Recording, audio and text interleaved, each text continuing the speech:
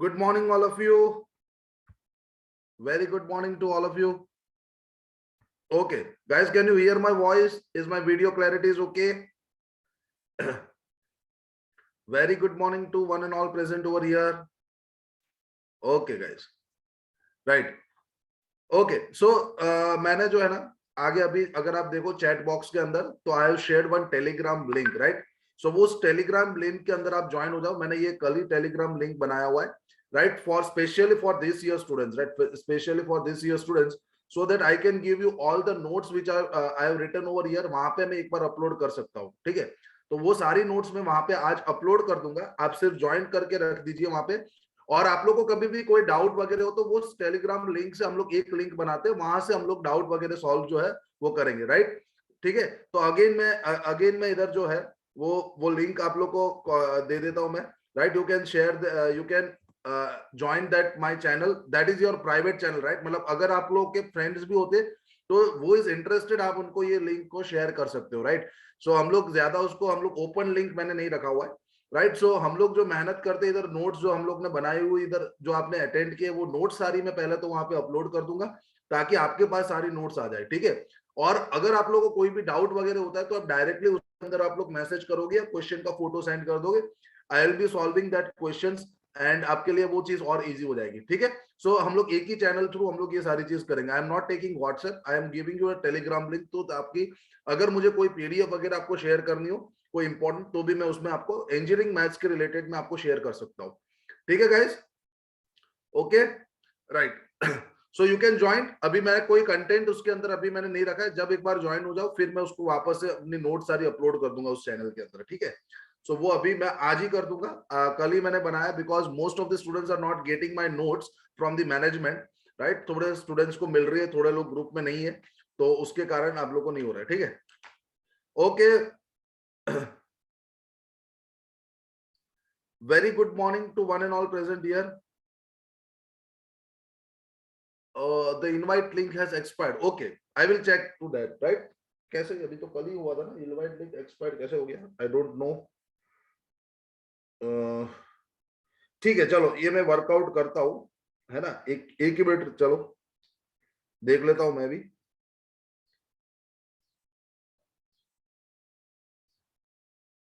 So already I am having 26 subscribers over here. How can you say that? Guys, it is not expired.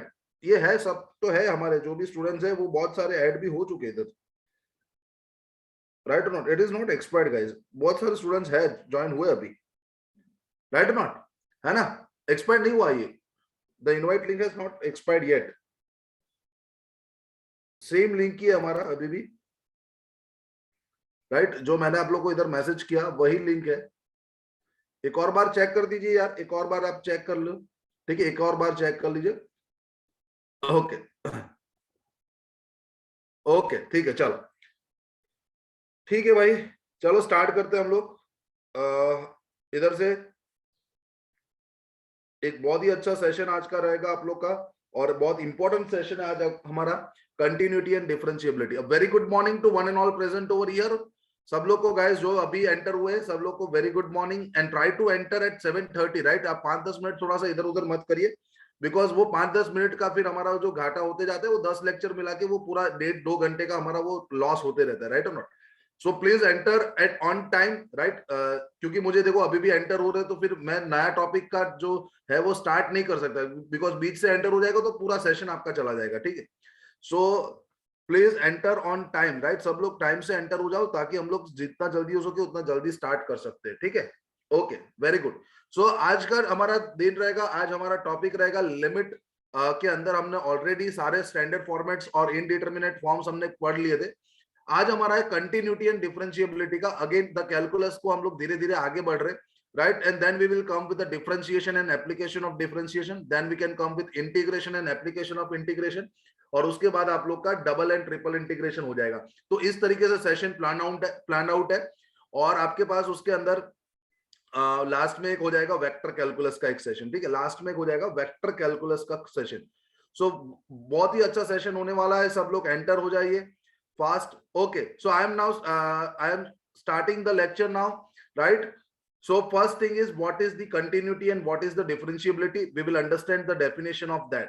ठीक है, तो आप देखो ध्यान से, सिंपल लैंग्वेज में अगर मैं कंटिन्यूटी देखो, layman definition, I am telling you the layman definition. Layman means common man definition. अगर कोई भी है ना बंदा, उसको भी समझ में आ जाएगा ये कंटिन्यूटी की डेफिनेशन क्या है.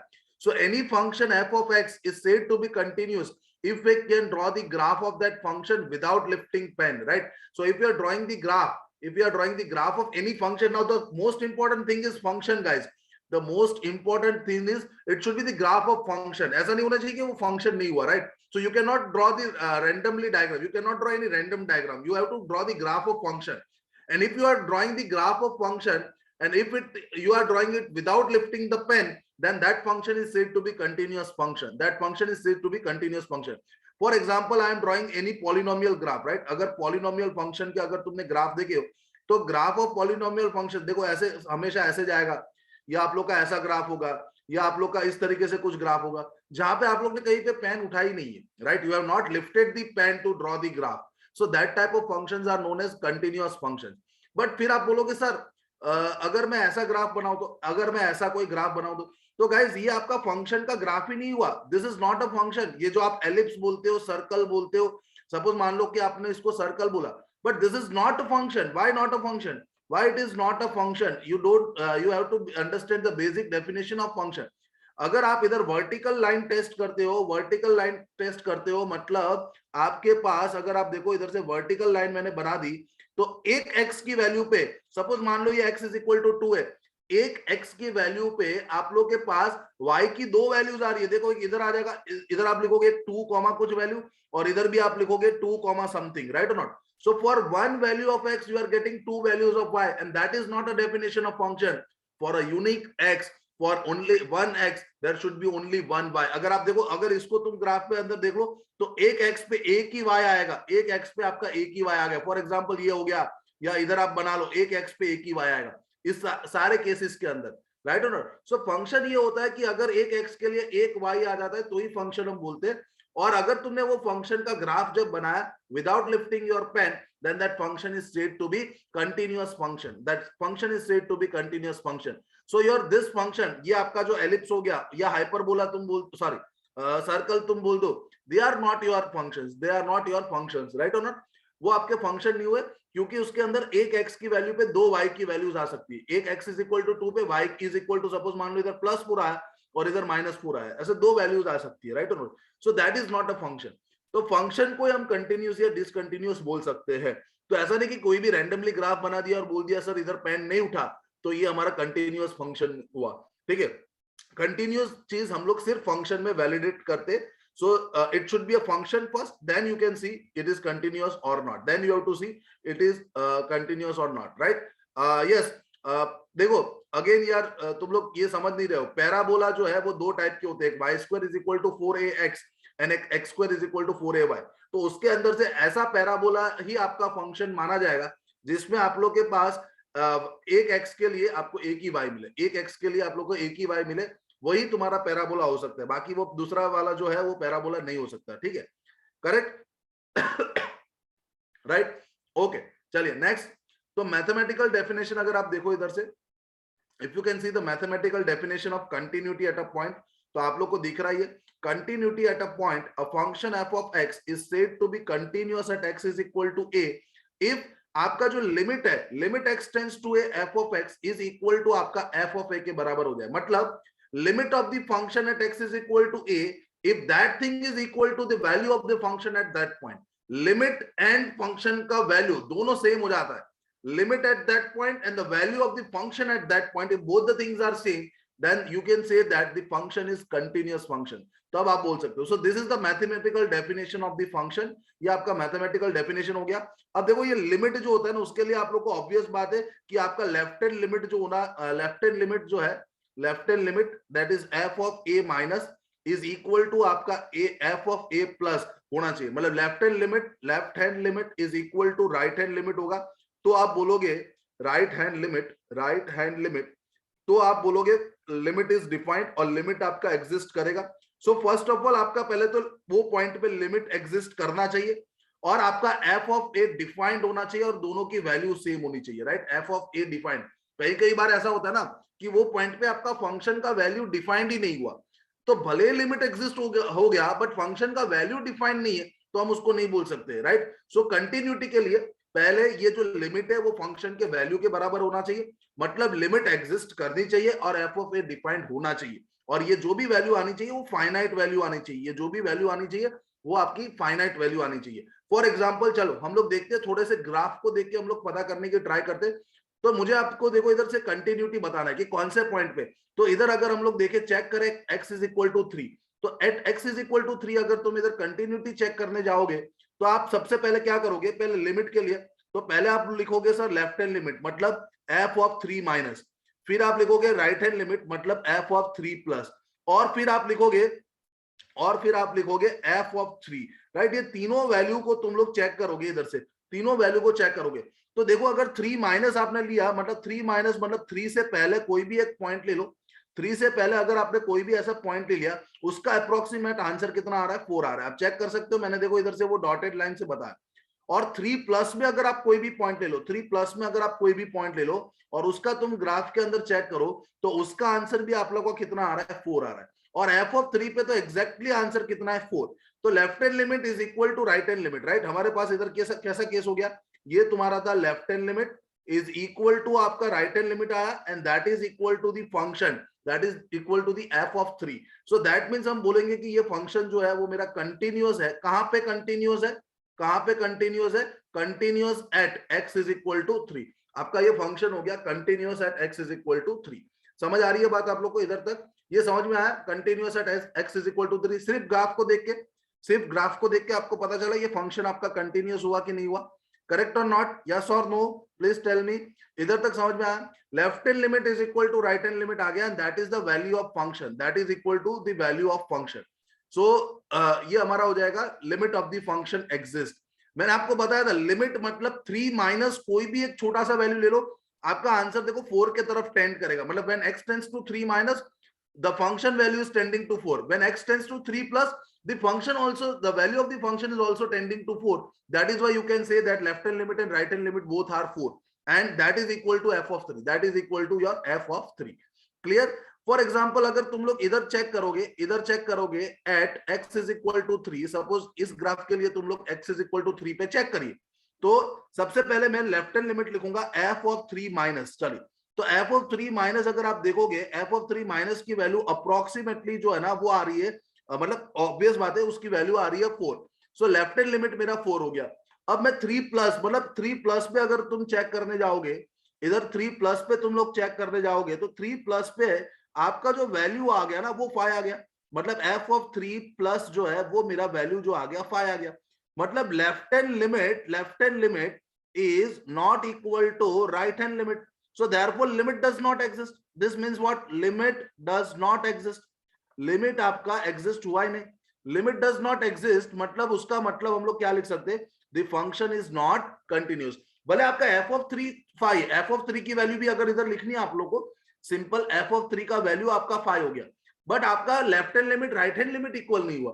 तो अगर left hand limit right hand limit equal नहीं होता तो आपका जो फंक्शन है वो एग्जिस्ट नहीं, सॉरी लिमिट एग्जिस्ट नहीं कर रहा, और लिमिट एग्जिस्ट नहीं है, that means you can say that function is not continuous at point x is equal to 3, right. Function is not continuous at x is equal to 3। तो इसको हम लोग बोलेंगे this function is discontinuous, this function is discontinuous at x is equal to 3, right. So I hope that you guys got understood over here, right. आपको समझ में आया ये चीज। तो इधर मेरे पास डिसकंटिन्यूटी किसके कारण आ गई कि लिमिट आपका जो है, लिमिट जो था वो आप लोग का एग्जिस्ट नहीं हुआ। ठीक है गाइस, समझ में आ रहा है सब लोग को, ये चीज समझ में आ गई आप लोग को, लिमिट डज नॉट एग्जिस्ट था, that is why we are getting that function is discontinuous at x is equal to 3। I want a very good response from you, right. Okay Nisarg, मैं एक और बार आप लोग को बता दे रहा हूँ, एक और बार आपको बता रहा हूँ। देखो ये तुम अगर ये 3 पे देख रहे हो तो 3 के लेफ्ट हैंड साइड पे तुम देखो, अगर मैं f ऑफ 3 माइनस मतलब left hand limit, f of 3 minus मतलब मेरा लेफ्ट हैंड लिमिट होता है, इसका मतलब यही हुआ कि limit x tends to 3 minus, limit x tends to 3 minus अगर तुम देखोगे नहीं सर तो तुम्हारा आंसर जो है ना वो 4 के आसपास आ रहा है, मतलब आप 4 ही बोलोगे उसको। और 3 प्लस के, तुम 3 प्लस के अगर देखोगे तो तुम्हारा आंसर 5 आ रहा है, तो लिमिट आपका इधर एग्जिस्ट ही नहीं हुआ, और लिमिट एग्जिस्ट नहीं हुआ तो फिर वह फंक्शन कैसा हो गया, डिसकंटिन्यूअस फंक्शन हो गया, right? Your function is discontinuous. Got that point? Nisar, you got that point now? Yes or no? Just quickly reply. Clear? Okay. Next. अब देखो वापस से इधर से, अब हम लोग इधर वापस चेक करेंगे. x इज इक्वल टू 3 पे हम लोग इधर वापस चेक करेंगे.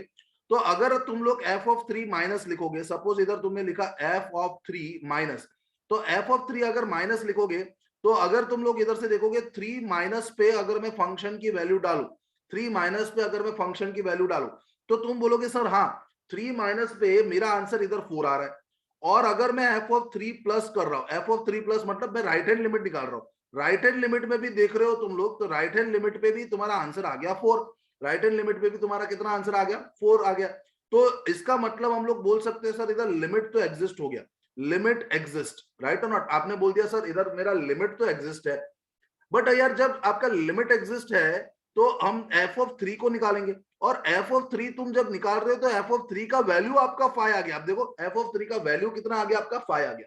मतलब आपका लिमिट एग्जिस्ट हुआ, but that is not equal to the value of the function at x is equal to 3, right? So that means again आप लोग के पास राइट लिमिट और फंक्शन, मतलब limit x tends to 3, limit x tends to 3, f of x is not equal to तुम्हारे पास f of 3 हो गया, right? Limit x tends to 3, f of x is not equal to f of 3.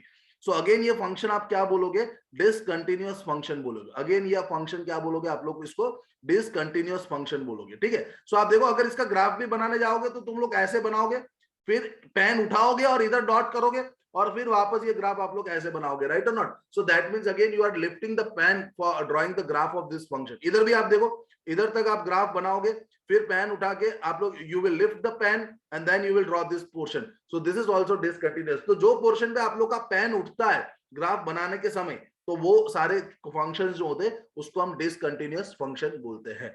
Clear हुआ ये बात? तो ये 3 diagram से समझ में आया कि फंक्शन डिसकंटिन्यूअस और कंटिन्यूअस क्या होता है. एवरीवन, ये तीनों डायग्राम से आपको समझ में आया what is the discontinuity and continuity of the function, yes और नो, राइट? चलिए आगे नेक्स्ट केस अगर आप देखो तो इधर फंक्शन जो है, वापस इधर फंक्शन आप देखो तो इधर आप लोग का 3 माइनस और 3 प्लस पे f ऑफ 3 माइनस और f of 3 plus, right hand limit and left hand limit. तो तुम इधर चेक करो 3 माइनस पे आपका फंक्शन का वैल्यू जो है देखो कितना जा रहा है, इंफिनिटी की ओर जा रहा है, और 3 प्लस में भी फंक्शन का वैल्यू कहां जा रहा है, इंफिनिटी की ओर जा रहा है. तो ये चीज दोनों left hand limit right hand limit, left hand limit और राइट हैंड लिमिट आपका सेम है, बट वो इनफाइनाइट की ओर है. तो अगेन आप क्या बोलोगे, limit x tends to 3, f of x is equal to what, does not exist. Why? Because limit मेरी इंफिनिटी आ गई. लिमिट मेरी इंफिनिटी आएगा तो आप बोलोगे limit x tends to 3, f of x does not exist. सो ये भी केस कैसा हुआ, इसके अंदर भी लिमिट एग्जिस्ट नहीं हुआ, और लिमिट एग्जिस्ट नहीं है तो आप क्या बोलोगे, इसको डिसकंटिन्यूअस बोलोगे. इसको आप बोलोगे क्या, discontinuous at x is equal to 3, at x is equal to 3. और इधर अगर आप देखोगे तो f ऑफ 3 माइनस, अगर तुम f ऑफ 3 माइनस को अगर इधर देखो तुम लोग, और आप लोग इधर f ऑफ 3 प्लस अगर देख लेते हो, सो f ऑफ 3 माइनस और f ऑफ 3 प्लस, ये दोनों वैल्यू आप लोग के पास इधर 3 के बराबर है. ये दोनों वैल्यू आप लोग के पास इधर 3 के बराबर है, ठीक है? सॉरी 3 के बराबर नहीं, 4 के बराबर है. f of 3 minus is equal to f of 3 plus and that is equal to 4. But what is happening over here, what is happening over here, कि जब आप लोग f ऑफ 3 बोल रहे थे, वैल्यू ऑफ फंक्शन एट 3, इधर कोई 3 पे फंक्शन जो है ना वो डिफाइंड ही नहीं किया गया है. ग्राफ के ऊपर से मुझे 3 पे आपका फंक्शन जो है वो डिफाइंड ही नहीं दिख रहा है. And if I am not defining the function at x is equal to 3, then I will say that the function is not continuous at x is equal to 3. क्योंकि मेरे पास f of 3 minus f of 3 plus तो आ गया, but f of 3 is not defined. So again I will say that this function is discontinuous. This function is discontinuous at what? At x is equal to 3. Right. सो मैंने आप लोग को सारे cases इधर बता दिए कि कब फंक्शन आपका डिसकंटिन्यूअस होता है और कब फंक्शन आपका कंटिन्यूअस होता है. तो अगर कोई भी एक चीज लिमिट नहीं मिलती है या लिमिट एग्जिस्ट नहीं करती या फंक्शन नॉट डिफाइंड होता है वो पॉइंट पे, ये जो भी कोई केस हो गए, उन सारे केसेस के अंदर से हम लोग को ये चीज पता चलती है कि अगर सारे केसेस सेटिस्फाई हो जाए, मतलब लिमिट एग्जिस्ट हो जाए और वो फंक्शन के वैल्यू के बराबर हो जाए, then and only then we can say that the function is continuous at x is equal to a. Otherwise, we cannot say that the function is continuous at x is equal to a. Right? I hope you understood this thing, guys. I hope you understood this thing. आप लोग को hello समझ में sir. आ गया सब लोग को? Yes और नो? हेलो हाँ जी बोलिए। सर, सेकेंड ग्राफ में हमने जो वो डॉट दिखाया है वो फुल ये मतलब कलर। ओपन सर्कल डॉट है, ये this is your open circle dot. Open circle means the value of at x is equal to 3 is not 4, 3 पे उसकी वैल्यू 4 नहीं है, ऐसा है ये। समझ आया? नहीं सर? हाँ सर, हाँ सर। और फर्स्ट फिगर में सर हमने डॉटेड लाइन निकाला है, लेकिन वो कर्व को इंटरसेक्ट करके एक्स वाई पे वापस नहीं खींच सकते। नहीं कर सकते ना, क्योंकि आप देखो ये हम लोग पता ही नहीं है ना कि 3 के पास ये आपके ऊपर ऊपर जा ही रहा है, तो इनफाइनाइट होगा ना, इनफाइनाइट पे टच हो रहा होगा, वो इनफाइनाइट पे टच हो रहा होगा, तो इसलिए वहां पे हम लोग इधर मैंने लिखा इंफिनिटी। क्लियर हुआ? राइट? ओके, चलिए सबको समझ में आया? बाकी सबको यार गाइस, बाकी सबको समझ में आ रहा है? यस और no? Please give a very good response. सब लोग को समझ में आ गया? ओके, सो ये डिसकंटिन्यूटी एंड कंटिन्यूटी के बारे में हुआ। डिसकंटिन्यूटी सब लोग पार्टिसिपेट करो तो ही समझ में आएगा, राइट? सब लोग को पार्टिसिपेट करना है। समझ में आ रहा है या नहीं? ओके, नेक्स्ट अगर आगे हम लोग बढ़ते, आगे अगर हम लोग बढ़ते इसके अंदर, तो हमारे पास एक आ गया important points to remember. Which are all that important points to remember? And now this is very important. तो आपके लिए सबसे इंपॉर्टेंट तो बात होती है कि कंटिन्यूटी जो होती है ना, वो it is always talked in the domain of the function. मतलब आपको बोला कि 10x कंटिन्यूस है, तो 10x फंक्शन जो है ना वो उसके डोमेन में कंटिन्यूस है, right? Always all functions are continuous in its domain. For example तुम देखो यार, for example f of x तुम्हारे पास ये 1 अपॉन एक्स माइनस 1 है या 1 upon x are continuous in the domain of this function. देखो मेरे पास सपोज है f of x is equal to 1 by x, तो इसका डोमेन क्या हो गया? सो डोमेन इसका अगर आप लिखोगे तो ऑब्वियस बात है, ये फंक्शन जहां जहां पे भी डिफाइंड है उसको हम बोलते हैं डोमेन। मतलब तुम्हारे पास एक्स की तुम कौन सी वैल्यूज डाल सकते हो ताकि तुम्हारी फंक्शन की कोई वैल्यू आ जाए, ठीक है? तो आप बोलोगे यार तुम एक्स की कोई भी वैल्यू डाल दो, मेरा आंसर तो आएगा, बट माइनस क्या होगा? आप बोलोगे माइनस क्या? जीरो। जीरो मत डालिए इसके अंदर। तो इस डोमेन के अंदर तुम्हारा फंक्शन जो है ना ये डोमेन होगा। ये डोमेन किसका हो गया? तो वो आपका एफ ऑफ एक्स का हो गया। F of x is 1 by x जो है उसका डोमेन ये हो गया, F of x is 1 by x. मैंने आपको लास्ट टाइम भी बताया था, इसका जब ग्राफ अगर आप बनाते हो तो ये ग्राफ आप लोग का इस तरीके से बनता है, f of x is 1 by x, it is the graph of this function, right? तो एफ ऑफ एक्स जो है वो 1 बाय एक्स जो हो गया वो इसका ग्राफ हो गया। तो इसका डोमेन ये है कि सर इसके अंदर जीरो मत डालिए, बाकी सारी चीज तुम डाल सकते हो, फंक्शन आपका डिफाइंड है। So in its domain, in its domain this function is always continuous, right? ये बात बता रहा है कि फंक्शन जो है वो कंटिन्यूस होते हैं। तो अगर आपको कोई पूछे क्या मेरा f of x is equal to 1 by x continuous है या डिसकंटिन्यूस है, ऐसा कोई आपको क्वेश्चन कर दे, सो आपको आंसर क्या देने का? Always all functions are continuous in its domain, right? So if I am telling f of x is equal to 1 by x, that means it is continuous in its domain, where domain of 1 by x is what? R minus 0. One function का domain हम लोग क्या रखते हैं? इसका function का domain क्या कि आप इसके अंदर r की कौन सी वैल्यू डाल सकते हो, right? Domain is that thing. Domain मतलब तुम x की कौन सी वैल्यू उसके अंदर डाल सकते हो। सो हम लोग इधर कभी जीरो डालेंगे नहीं, क्योंकि मुझे पता है कि फंक्शन जीरो पे नॉट डिफाइंड है। सो डोमेन के अंदर हमेशा फंक्शंस उसके कंटिन्यूस होते हैं। बट अगर आपको तो भी पूछ लिया है कि ये फंक्शन डिसकंटिन्यूस कहां पे है, डिसकंटिन्यूस कहां पे, तो ऑब्वियस बात है जहां पे वो नॉट डिफाइंड होगा फंक्शन, वो पॉइंट पे वो डिसकंटिन्यूस हो जाएगा। So this function is discontinuous. आप देखो discontinuous at x is equal to 0। अगर मैं इधर x इज इक्वल टू 0 डाल दूं तो मेरा फंक्शन हो जाएगा 1 upon 0, that is not defined. तो जीरो पे वैल्यू डिफाइंड ही नहीं होगी, तो वहां पे कंटिन्यूटी का सवाल ही नहीं होता, राइट? सिमिलरली अगर मैंने इधर x इज इक्वल टू 1 डाल दिया तो वहां पे मेरा फंक्शन डिफाइंड ही नहीं होगा। व्हाई? बिकॉज मेरा डिनोमिनेटर जीरो बन जा रहा है, right? So every function is always continuous in its domain. Domain के अंदर उसके फंक्शन कंटिन्यूअस होते। फॉर एग्जाम्पल, और एक एग्जांपल से मैं आपको समझाना चाहता हूं। अगर मैंने आप लोग को बोला 10x फंक्शन, अगर मैंने आप लोग को बोला 10x फंक्शन, तो आप बोलोगे सर 10x का डोमेन, 10x का डोमेन, तो आप बोलोगे यार सर 10x का जो डोमेन होता है ना, सबसे पहले ग्राफ समझो। तो 10x का ग्राफ आपका देखो, अगर आप लोग ने अगर 12th के अंदर बहुत अच्छी तरीके से ध्यान दिया हो ट्रिग्नोमेट्री में, तो 10x का ग्राफ आपका ऐसे बनता था, राइट? 10x का ग्राफ हो गया, और फिर इधर ऐसी लाइन हम लोग बताते थे, ऐसे डॉटेड लाइन, और इधर डॉटेड लाइन, फिर वापस आप लोग का जो ग्राफ होता था ना वो वापस आप लोग का इधर होता, ऐसे ग्राफ बनता था। वापस जब 10x का ग्राफ तुम बनाते थे तो ऐसा ग्राफ बनता था, फिर वापस ऐसे डॉटेड लाइन हो गई, ठीक है? तो ये वाली जो डॉटेड लाइन होती है ना, वहां पे ये पाई बाई 2 हो जाता है, ये आपका 3 पाई बाई 2 हो जाता था, ये आपका पाई हो जाता था, ये जीरो हो जाता था, और ये आपका माइनस पाई बाई 2 हो जाता। तो तुम अगर 10x का बोलते थे तो 10x कंटिन्यूस है, बट कहां पे कंटिन्यूस? अगर 10x की मैं डोमेन लिखने जाऊं, अगर मैं 10x का डोमेन लिखने जाऊं तो तुम डोमेन लिखोगे इसका, क्या लिखोगे? So 10x domain is r, you can take any value of r minus what, multiples of pi by 2 minus k pi by 2, right?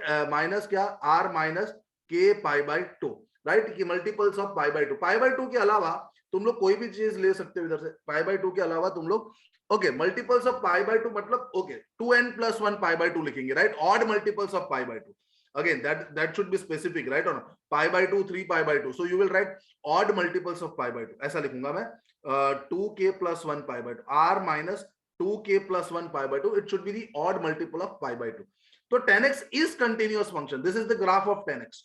10x is continuous function, but in this domain it is continuous. In this domain I'm not taking the values pi by 2n, because pi by 2 3 pi by 2 पे 10x का value not defined है, not defined इसलिए आप लोग बोलते हैं infinite value, मतलब not defined हुआ। हम ऐसा नहीं बोलेंगे कि 10 pi by 2 is infinity, I can not say like that, it is at 10 pi by 2 is not defined, आपको बोलना पड़ेगा, right? 10 pi by 2 is not defined, ऐसा हम लोग बोल सकते हैं। समझ आई बात सब लोग को? यस और no? Everyone got this point? Not defined को डिसकंटिन्यूअस बोल, yes, not defined is discontinuous, right? Okay, सब लोग को समझ में आ गया ये सिंपल चीज? तो अपने डोमेन में फंक्शंस कंटिन्यूअस होते हैं, बाकी उसके डोमेन के बाहर फंक्शंस, डोमेन के बाहर हमें कभी भी कंटिन्यूटी की बात ही नहीं करते, करेक्ट? और अगर डोमेन के बाहर आपको कंटिन्यूटी पूछा तो वहां पे आप लोगों को चेक करना पड़ता है, ठीक है? नेक्स्ट थिंग इज, एक चीज और याद रखना कि जब भी आपका इनवर्स होता है ना डिसकंटिन्यूअस फंक्शन का, inverse of discontinuous function can not be continuous, ठीक है? तुम लोग अगर डिसकंटिन्यूअस, सपोज तुमने इनवर्स डिसकंटिन्यूअस फंक्शन का इनवर्स ले लिया तो वो भी कभी कंटिन्यूअस नहीं हो सकता। देखो फॉर एग्जांपल ये मेरा फंक्शन ऑफ x है, मैंने सिंपल ग्राफ से बताया ये f इनवर्स ऑफ x होता है, ये f inverse of x। Okay, अभी याद रखना कि कभी भी तुम्हें इनवर्स का ग्राफ बनाना होता है function, so it is always a mirror image about y is equal to x। तो ये मेरा y is equal to x graph हो गया, y is equal to x graph हो गया।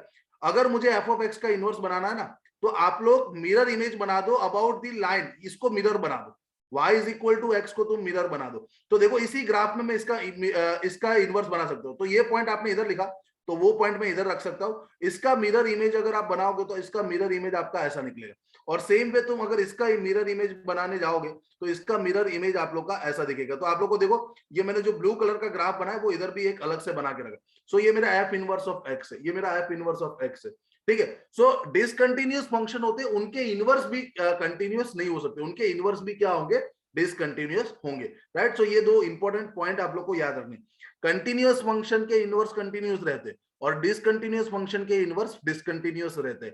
ये चीज आप लोग को समझ में आ गई गाइस? ये चीज सब लोग को समझ में आ गई? क्लियर ये बात? ठीक है? सो आप लोग इधर ग्राफ को देख के पता कर सकते हो कि ये देखो आप लोग ने अगर एक डिसकंटिन्यूअस का ग्राफ बनाया, एक डिसकंटिन्यूअस फंक्शन का इनवर्स ग्राफ बनाया, तो वो भी आपका क्या हो जाएगा, डिसकंटिन्यूअस हो जाएगा, वो भी आपका डिसकंटिन्यूअस हो जाएगा, ठीक है? अगेन नेक्स्ट आगे बढ़ते हैं हम लोग। So what are the reasons of discontinuity, what are the reasons of, तो तीन रीजन है simple.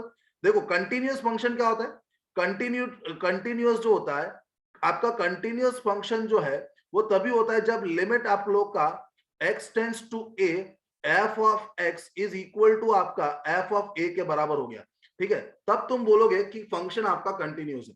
Limit x tends to a, f of x is equal to f of a, तब आप बोलोगे कि ये फंक्शन आपका कंटिन्यूअस है, ठीक है?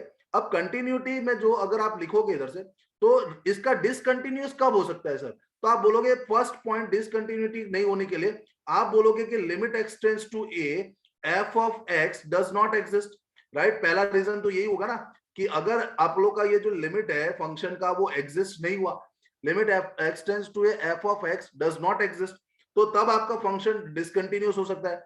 दूसरा रीजन आप बोलोगे, दूसरा रीजन आप बोल सकते हो कि सर अगर मेरे पास f ऑफ a जो है वो नॉट डिफाइंड हुआ, तब f ऑफ a डिफाइन ही नहीं है तो भी ये डिसकंटिन्यूअस होगा, f of a not defined, मैंने आगे वाले केस के अंदर बताया था। और थर्ड रीजन जो है आप लोग का इस केस के अंदर, थर्ड रीजन आप लोग का ये हो सकता है कि सर अगर मेरे पास लिमिट जो है वो एग्जिस्ट हुआ, limit x tends to a, f of x exist हुआ, but that is not equal to f of a, right? That is not equal to f of a, defined भी है, limit भी exist है, but दोनों की value बराबर नहीं है, तो भी फंक्शन आपका क्या हो सकता है, डिसकंटिन्यूअस हो सकता है। So there are three main reasons for the functions to be discontinuous. अब देखो इधर मैंने रीजन ऑफ डिसकंटिन्यूटी लिखी हुई है, right? Here I have written what are the reasons of discontinuity. You can see over here, ठीक है. So आप देखो limit extends to a does not exist, right? अगर आपका function does not exist हुआ, then second reason is limit extends to exist but not equal to f of a, and third reason is f of a is not defined. So in this three particular case, your function is not discontinuous. ये function आप लोग का जो है वो not continuous, their functions are discontinuous. These are the three main reasons. Limit does not exist, limit exists but not equal to f of a, and f of a is not defined. These are the three main reasons for the function to be discontinuous, right? So you got this point? Everyone got this point? What is the meaning of discontinuous, guys? When can be a function discontinuous? सबको समझ में आया ना आपको? ये चीज एकदम simple. Continuous कब हो सकता है, डिसकंटिन्यूस कब हो सकता है? Simple. अगर if you are drawing the graph of the function and if you are lifting the pen, that means that function is continuous. Okay, now what I am telling, now I am taking one most important function, the most important function जो बार बार आपके exam के अंदर कहीं ना कहीं जो है ना वो आपको चेक करवाता है, आपका नॉलेज टेस्ट करवाता है. मोस्ट इंपॉर्टेंट फंक्शन जो कंटिन्यूस है या डिफरेंशिएबल है, most important function, and that function I am taking, and this is equal to what? F of x is equal to mod x. F of x is equal to mod x. अगर मुझे ये function को check करना है ये continuous है या नहीं, ये डिसकंटिन्यूअस अगर होता है तो कौन से पॉइंट पे ये डिसकंटिन्यूअस होता है. और जब आप मोड का फंक्शन आ जाए तो इसके रिलेटेड हम कोई भी फंक्शन जो होता है वो इजीली चेकआउट कर सकते हैं. तो सबसे पहले हम लोग ये मॉड्यूलस फंक्शन को समझते हैं. ये कौन सा फंक्शन हो गया आप लोग का? Modulus function. बहुत सारे स्टूडेंट्स को देखो, अगर आपको डाउट नहीं है तो भी आप सुन लीजिए, और बहुत सारे स्टूडेंट्स को जनरली डाउट होता ही है. ये तो मैंने सिंपल मॉड लिखा इसलिए आप लोग को चीजें, बट कभी मॉड के अंदर बहुत सारी चीजें आ गई तो आप लोग को पता होना चाहिए. समझ आ रही है बात सब लोग को? सो देखो यार, ये मॉड्यूलस ऑफ द फंक्शन आ गया, F of x is equal to mod X आ गया, एफ ऑफ एक्स. तो इसका क्लियर कट आपको आइडिया होना चाहिए. तो मॉड्यूलस फंक्शन ऐसा होता है कि ये एफ ऑफ एक्स जो है ना वो आपका प्लस एक्स के बराबर होगा. कब? जब आप बोलोगे x is greater than equal to 0. Modulus function आपका माइनस एक्स के बराबर होगा जब आप बोलोगे x is less than 0. So this is your modulus function. ये आपका मॉड्यूलस फंक्शन का मैंने सेपरेट आउट किया, ठीक है, कि जब x greater than equal to 0 होगा तो फंक्शन की वैल्यू x होगी, और जब x लेस देन 0 होगा तो फंक्शन की वैल्यू माइनस x होगी, फंक्शन की वैल्यू माइनस x होगी, राइट. मतलब फॉर एग्जांपल कि अगर मैंने लिखा मोड ऑफ 3, सो ये जो 3 है ना वो ग्रेटर देन इक्वल टू 0 है. तो जब ग्रेटर देन 0 है तो डायरेक्टली आंसर जो आपने इनपुट किया वही आप लिख दो आउटपुट में, वही आप लिख दो आउटपुट में, डायरेक्टली 3 आ गया, करेक्ट. बट अगर मैंने बोला कि मोड ऑफ -3, अगर मैंने बोला मोड ऑफ -3 तो आपका x जो है वो लेस देन 0 है, तो आउटपुट में क्या करो, माइनस करके जो भी इनपुट रखा था वो रख दो. तो माइनस ऑफ -3 आपका कितना आ गया, वापस 3 आ गया. सो देखो ये मॉड्यूलस फंक्शन हो गया. This is your modulus function. It will always gives the positive output, it will always gives you the positive output. So domain of modulus function मतलब तुम डोमेन आपका जो है, डोमेन मॉड्यूलस फंक्शन में x की कौन सी वैल्यूज डाल सकते हो, तो domain is r. Domain is r, कोई भी x की वैल्यू तुम डाल सकते हो. 0 डाल दोगे, अगर मोड ऑफ 0 डालोगे तो आप आंसर बोल दोगे 0. बट द रेंज मतलब आपका आंसर जो है, आंसर ऑफ मॉड्यूलस फंक्शन, उसको हम बोलते हैं range. So range of this function, range of the function क्या होगा, हमेशा पॉजिटिव नंबर होगा, right. Range of the function is हमेशा पॉजिटिव. सो हम लोग रेंज में क्या लिखेंगे, r प्लस लिखेंगे, राइट. हम लोग रेंज में क्या लिखेंगे, हमेशा r प्लस. और इसको हम लोग ऐसा भी लिख सकते हैं r प्लस यूनियन कभी कभी 0. r प्लस मतलब पॉजिटिव रियल नंबर्स, और आंसर में 0 भी आ सकता है. सो इसको हम लिखेंगे रेंज ऑफ द फंक्शन. और आप लोग इसको ऐसा भी बोल सकते हो यार, range of this function is closed interval 0 to infinity, that is positive numbers, closed interval 0 to infinity. Clear. So ये आपका सिंपल एक मॉड्यूलस फंक्शन हुआ, ठीक है. ओके, अब मॉड्यूलस फंक्शन जब आप लोग का हो गया तो अगर आप इसका ग्राफ देखने जाओगे, ये मॉड्यूलस फंक्शन का अगर तुम ग्राफ देखोगे तो आपको ग्राफ थोड़ा बहुत अंदाज तो होगा, right. The graph of modulus function, उसका आप लोग को थोड़ा सा अंदाजा तो हुआ ही होगा. सो ग्राफ के अंदर सपोज आप लोग के पास एक हो गया ये y एक्सिस, और सपोज ये आप लोग के पास हो गया x axis, right. So x and y axis है, और अगर तुम लोग इसका ग्राफ बनाने जाओगे तो आप लोग के पास ये मेरा f ऑफ x इधर लिखोगे, and that is equal to mod of x, और इधर आप x लिख दोगे, करेक्ट. सो जब आप ग्राफ बनाने जाओगे तो इसका जो ग्राफ होता है ना वो कैसे बनता है, देखो इसका ग्राफ जो है वो इस तरीके से बनेगा. क्लियर ये बात, ठीक है. सो ग्राफ आप लोग का जो है इस तरीके से आप लोग का ग्राफ बनता है मॉड्यूलस फंक्शन के, वी शेप के अंदर आप लोग का मॉड्यूलस फंक्शन का ग्राफ बनता है. राइट और नॉट? सो ऑब्वियस बात हो गई कि जब x ग्रेटर देन 0 हो गया तब फंक्शन मेरा x हो गया, मतलब y is equal to x हो गया, और x लेस देन 0 है तब मेरा ये जो लाइन है वो पूरा हो जाएगा y is equal to minus x के बराबर, y is equal to minus x के बराबर. So this is my modulus function, this is my modulus function, this is x is equal to 0, x is equal to 0 पे ये मेरा 0 हो गया. ठीक है, x इज इक्वल टू 0 पे ये मेरा फंक्शन 0 हो गया. समझ आ गई बात? नाउ अब अगर आप देखो कि तुमने जब ये ग्राफ बनाया कि आपकी पेन जो है ना वो लिफ्ट होगी नहीं, सो मॉड्यूलस फंक्शन आपका कंटिन्यूस होगा. देखो for example I want to check f of x is equal to mod x is continuous at x is equal to 0 or not, is continuous at x is equal to 0 or not, this is my question mark. तो सबसे पहले आप क्या करोगे कि आप लोग निकालोगे पहले left hand limit. Left hand limit होता है limit x tends to 0 minus mod x. तो आप बोलोगे limit x tends to 0 minus mod x, उसका मतलब 0 के माइनस, मतलब अगर 0 से लेस देन होता है तो मोड x होता है तुम्हारा माइनस x के बराबर, मोड x होता है तुम्हारा माइनस x के बराबर. तो इसका आंसर तुम्हारा आ जाएगा 0. And limit right hand limit अगर आप देखोगे limit x tends to 0 plus तुम लोग इधर लिखोगे mod x is equal to, अगर आप लिखने जाओगे तो limit x tends to 0 plus इसका आंसर तुम्हारा आ जाएगा पॉजिटिव x के साथ, क्योंकि x जब ग्रेटर देन 0 होता है तो ये पॉजिटिव x निकलता है, और ये आंसर तुम जब लिखने जाओगे तो ये भी आपका आंसर 0 आएगा. तो लेफ्ट हैंड लिमिट मतलब आपका f of 0 minus is equal to आपका f ऑफ 0 प्लस आया, और तुम लोग f ऑफ 0 निकाल दो, f of 0 is equal to mod 0, वो तो 0 ही होता है. तो left hand limit is equal to right hand limit is equal to the value of function आ गया, मतलब modulus function is the continuous function at x is equal to 0.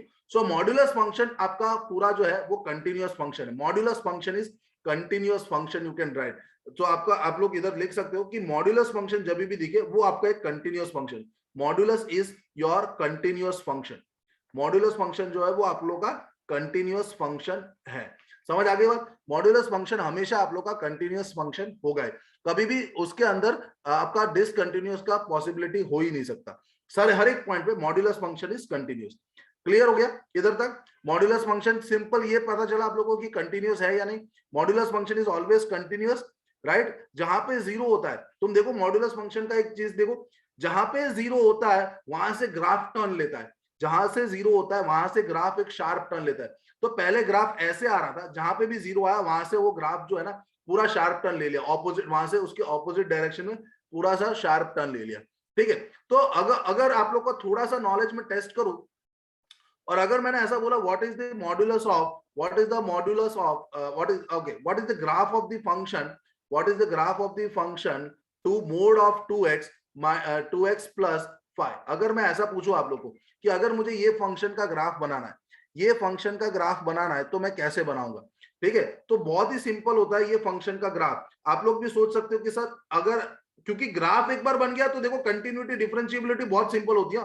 Graph अगर आप लोग का बन गया तो कंटिन्यूटी डिफरेंशिएबिलिटी बहुत ही सिंपल हो जाता है. तो suppose if you want to make, देखो कोई बोल रहा है 5 से स्टार्ट होगा, that is clearly wrong thing, right? आप लोग समझे नहीं, मतलब आपको मॉड्यूलस का ग्राफ इसलिए मैं सिखा रहा हूं ना आपको, राइट? वेरी गुड, बहुत सारे लोग ट्राई कर रहे हैं आंसर करने की. ओके, अब मैंने आपको क्या बोला था कि मॉड्यूलस फंक्शन 0 कहां हो रहा है, तो सबसे पहले ये चेक करो. तो 2x प्लस 5 अगर मेरा 0 हो रहा है तो आप लोग क्या बोलोगे? 2x इज इक्वल टू आप बोलोगे -5. So therefore x is equal to क्या हो गया आपका? -5/2 हो गया. x इज इक्वल टू आपका -5/2 हो गया.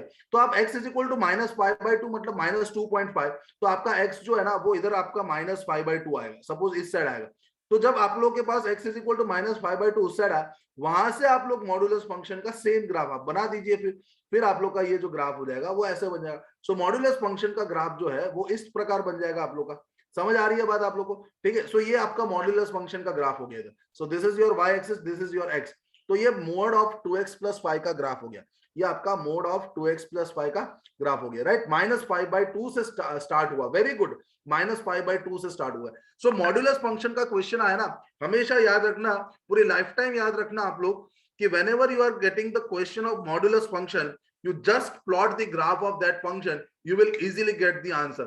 तो आपको इधर बोलोगे क्या कि मॉड्यूलस फंक्शन जो है वो डिसकंटिन्यूअस है. ओके, ऑब्वियस बात है, ये फंक्शन हमेशा कंटिन्यूअस है, तो वैसे क्वेश्चन तो नहीं पूछ सकते. बट आगे एक और टॉपिक आएगा जहां पे आपको मॉड्यूलस का ग्राफ का इक्वल टू जीरो कैसे लिया? अरे यार जो भी मैंने इनपुट लिखा था उसको मैंने इक्वल टू जीरो कर दिया, और जहां पे मैंने बोला था कि जहां पे मॉड्यूलस फंक्शन जीरो बनता है ना वहां से ग्राफ टर्न लेता है, तो मुझे ये पॉइंट मिला जहां पे मेरा मॉड्यूलस फंक्शन जीरो है। तुम x इज इक्वल टू -5/2 इधर रख दो, तुम्हारा मॉड्यूलस फंक्शन जीरो बन जाएगा, और वो पॉइंट से आपका ग्राफ मॉड्यूलस टर्न लेता है।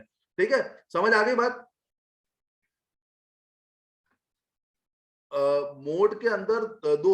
ओके देखो एक और चीज है, तुम लोग सिंपल कि उसके लिए मुझे एक क्वेश्चन आपको लोग बताना पड़ेगा। इतना सारा डिटेल के अंदर आप लोगों को मॉड्यूलस नहीं सीखना, बट और एक लेवल ज्यादा मैं आपको मॉड्यूलस फंक्शन का ग्राफ बनाना सिखा देता हूं, ताकि आप लोग को वो चीज काम हो जाए। ठीक है, तुम लोग सिंपल कुछ भी अतरंगी क्वेश्चंस, अतरंगी फंक्शंस नहीं होते, मतलब it should be a valid function, तब जाके वो मॉड्यूलस के अंदर आपके ग्राफ बनते हैं। ठीक है, सो एफ ऑफ एक्स जो है ना, अगर मैंने ऐसा बोल दिया what is x - 2 plus mod of x plus mod of x plus 3 is equal to, तो मुझे अगर इसका ग्राफ बनाना है, I want to make the graph of this function, right, I want to make the graph of this function, simple.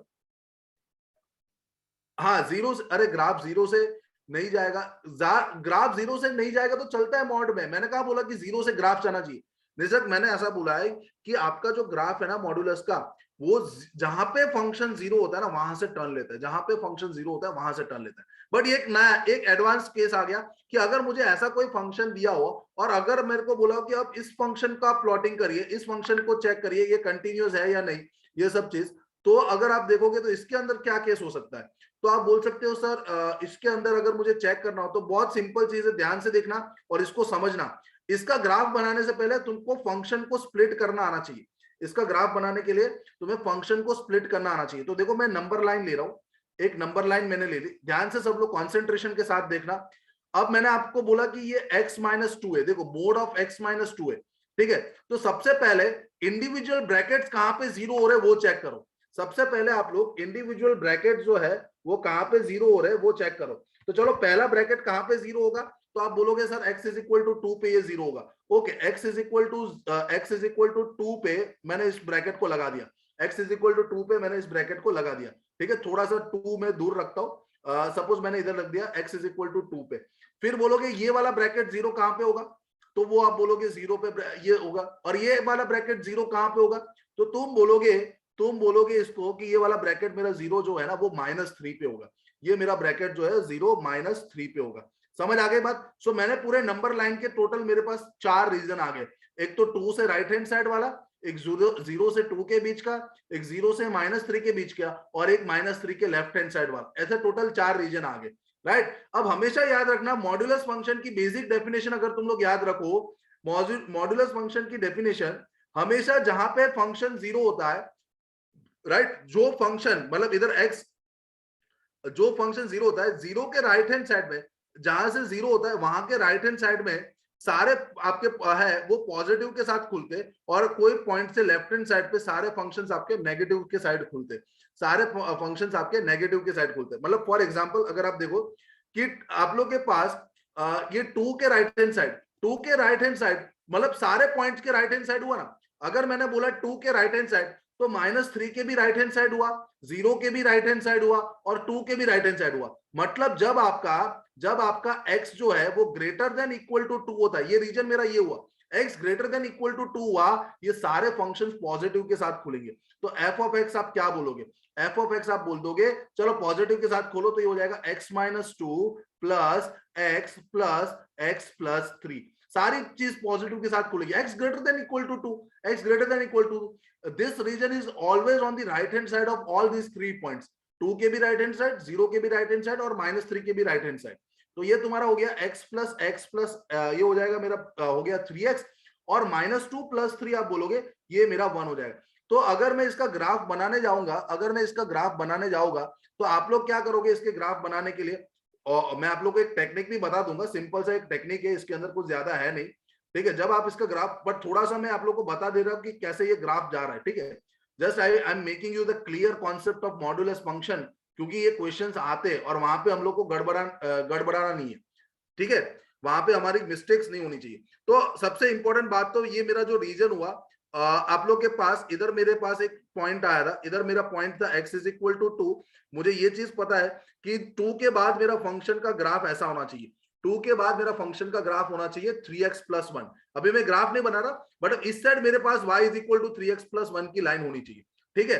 अब 0 से 2 के बीच में आप देखो, 0 से, तो ये मेरा जो रीजन हो गया वो x is greater than equal to 0 less than 2 का रीजन हो गया। x is greater than equal to 2 less than 2 greater than equal to 0 less than 2 का रीजन हो गया। अब तुम इधर देख लो, f ऑफ x अगर तुम लिखते हो इधर से, तो आप देखो 0 के राइट हैंड साइड है, बट 2 के तो लेफ्ट हैंड साइड है ना, तो 0 के राइट हैंड साइड मतलब -3 के भी राइट हैंड साइड। तो देखो तुम ये x-2 को जो है ना वो तो माइनस के साथ खोलोगे, क्योंकि आपका 2 से लेफ्ट हैंड साइड का रीजन हो गया ये, और जब लेफ्ट हैंड साइड का रीजन होता है कोई पॉइंट से, वहां पे मॉड्यूलस माइनस के साथ खुलता है।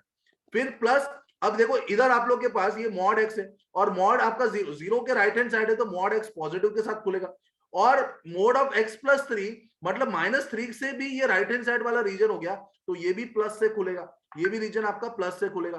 तो अगर इसको तुम चेक करोगे तो ये हो जाएगा मेरा -x+2 प्लस x+3। क्लियर? तो ये और ये चीज आपकी कैंसिल हो गई, आपके पास जो आंसर आ गया वो कितना आ गया, x+2+3 आप लोग के पास आ गया 5 के बराबर। मतलब in between the region 0 and 2, in between the region 0 and 2 आपका वैल्यू जो हो गया वो x+5 हो गया, राइट। इन बिटवीन 0 एंड 2 आपका वैल्यू जो हो गया, फंक्शन का वैल्यू कितना हो गया, x+5। You got this point guys, you got this point, is that clear? इधर तक समझ में आया सबको? मैंने 0 से 2 के बीच में फंक्शन कितना हो गया, x+5 हो गया, 0 से 2 के बीच में x+5। जिगर मैं वापस बता रहा हूं कि आप लोग का जो आपने जब ये इंटरवल लिया greater than equal to 0 less than 2, suppose you are taking that interval, in that ये जो मोड ऑफ x-2 है ना वो माइनस के साथ खुलेगा। क्यों?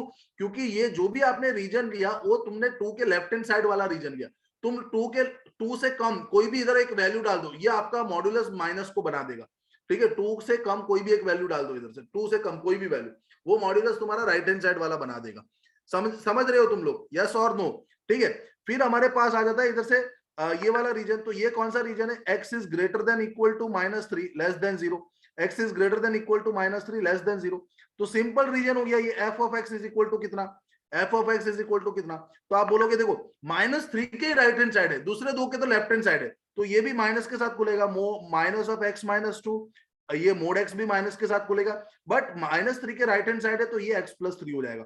सो दैट मींस ये -x+2 -x प्लस x+3, तो ये x सॉरी ये x और ये x कैंसिल हो गया, तो तुम्हारे पास 3 + 2 5, ये आपका आंसर हो गया 5 - x, राइट। ये आप लोग का आंसर हो गया 5 - x। क्लियर हुआ ये बात? ठीक है। और सेम वे अगर तुमने -3 के लेफ्ट हैंड साइड पे खोला, -3 मतलब हर एक रीजन, ये x less than equal to -3, हर एक रीजन उसके लेफ्ट हैंड साइड, हर एक रीजन तुम उसके लेफ्ट हैंड साइड खोलोगे तो आप लोग के पास क्या बन जाएगा, हर एक रीजन तुम्हारा उसका लेफ्ट हैंड साइड पे जब आप खोलोगे तो आप लोग के पास क्या बन जाएगा, तो ये सारी चीज माइनस के साथ होगी, तो minus of x-2 minus x हो गया, माइनस ऑफ x+3। सो अगर तुम चेक करने जाओ इधर से तो ये -x +2, फिर ये हो जाएगा -x, और ये -x प्लस आपके पास 3 के बराबर, तो ये चीज तुम्हारी हो जाएगी -3x और +2 + 3 कितना, और ओके -x, और इधर भी आपका माइनस आ जाएगा, ठीक है, इधर आपका माइनस आ जाएगा, इधर आपका माइनस आ जाएगा। So I am writing over here this is -3 और -3, और ये हो जाएगा -1, सो -3x -1 आपका आंसर आ जाएगा, -3x -1 आपका आंसर आ जाएगा, ठीक है। क्लियर ये बात? So that thing is very simple. तो आपका अब देखो चारों चार रीजन में फंक्शन की वैल्यू अलग अलग, so I am having the 4 region, I am having this 4 region, in that the function value is all different.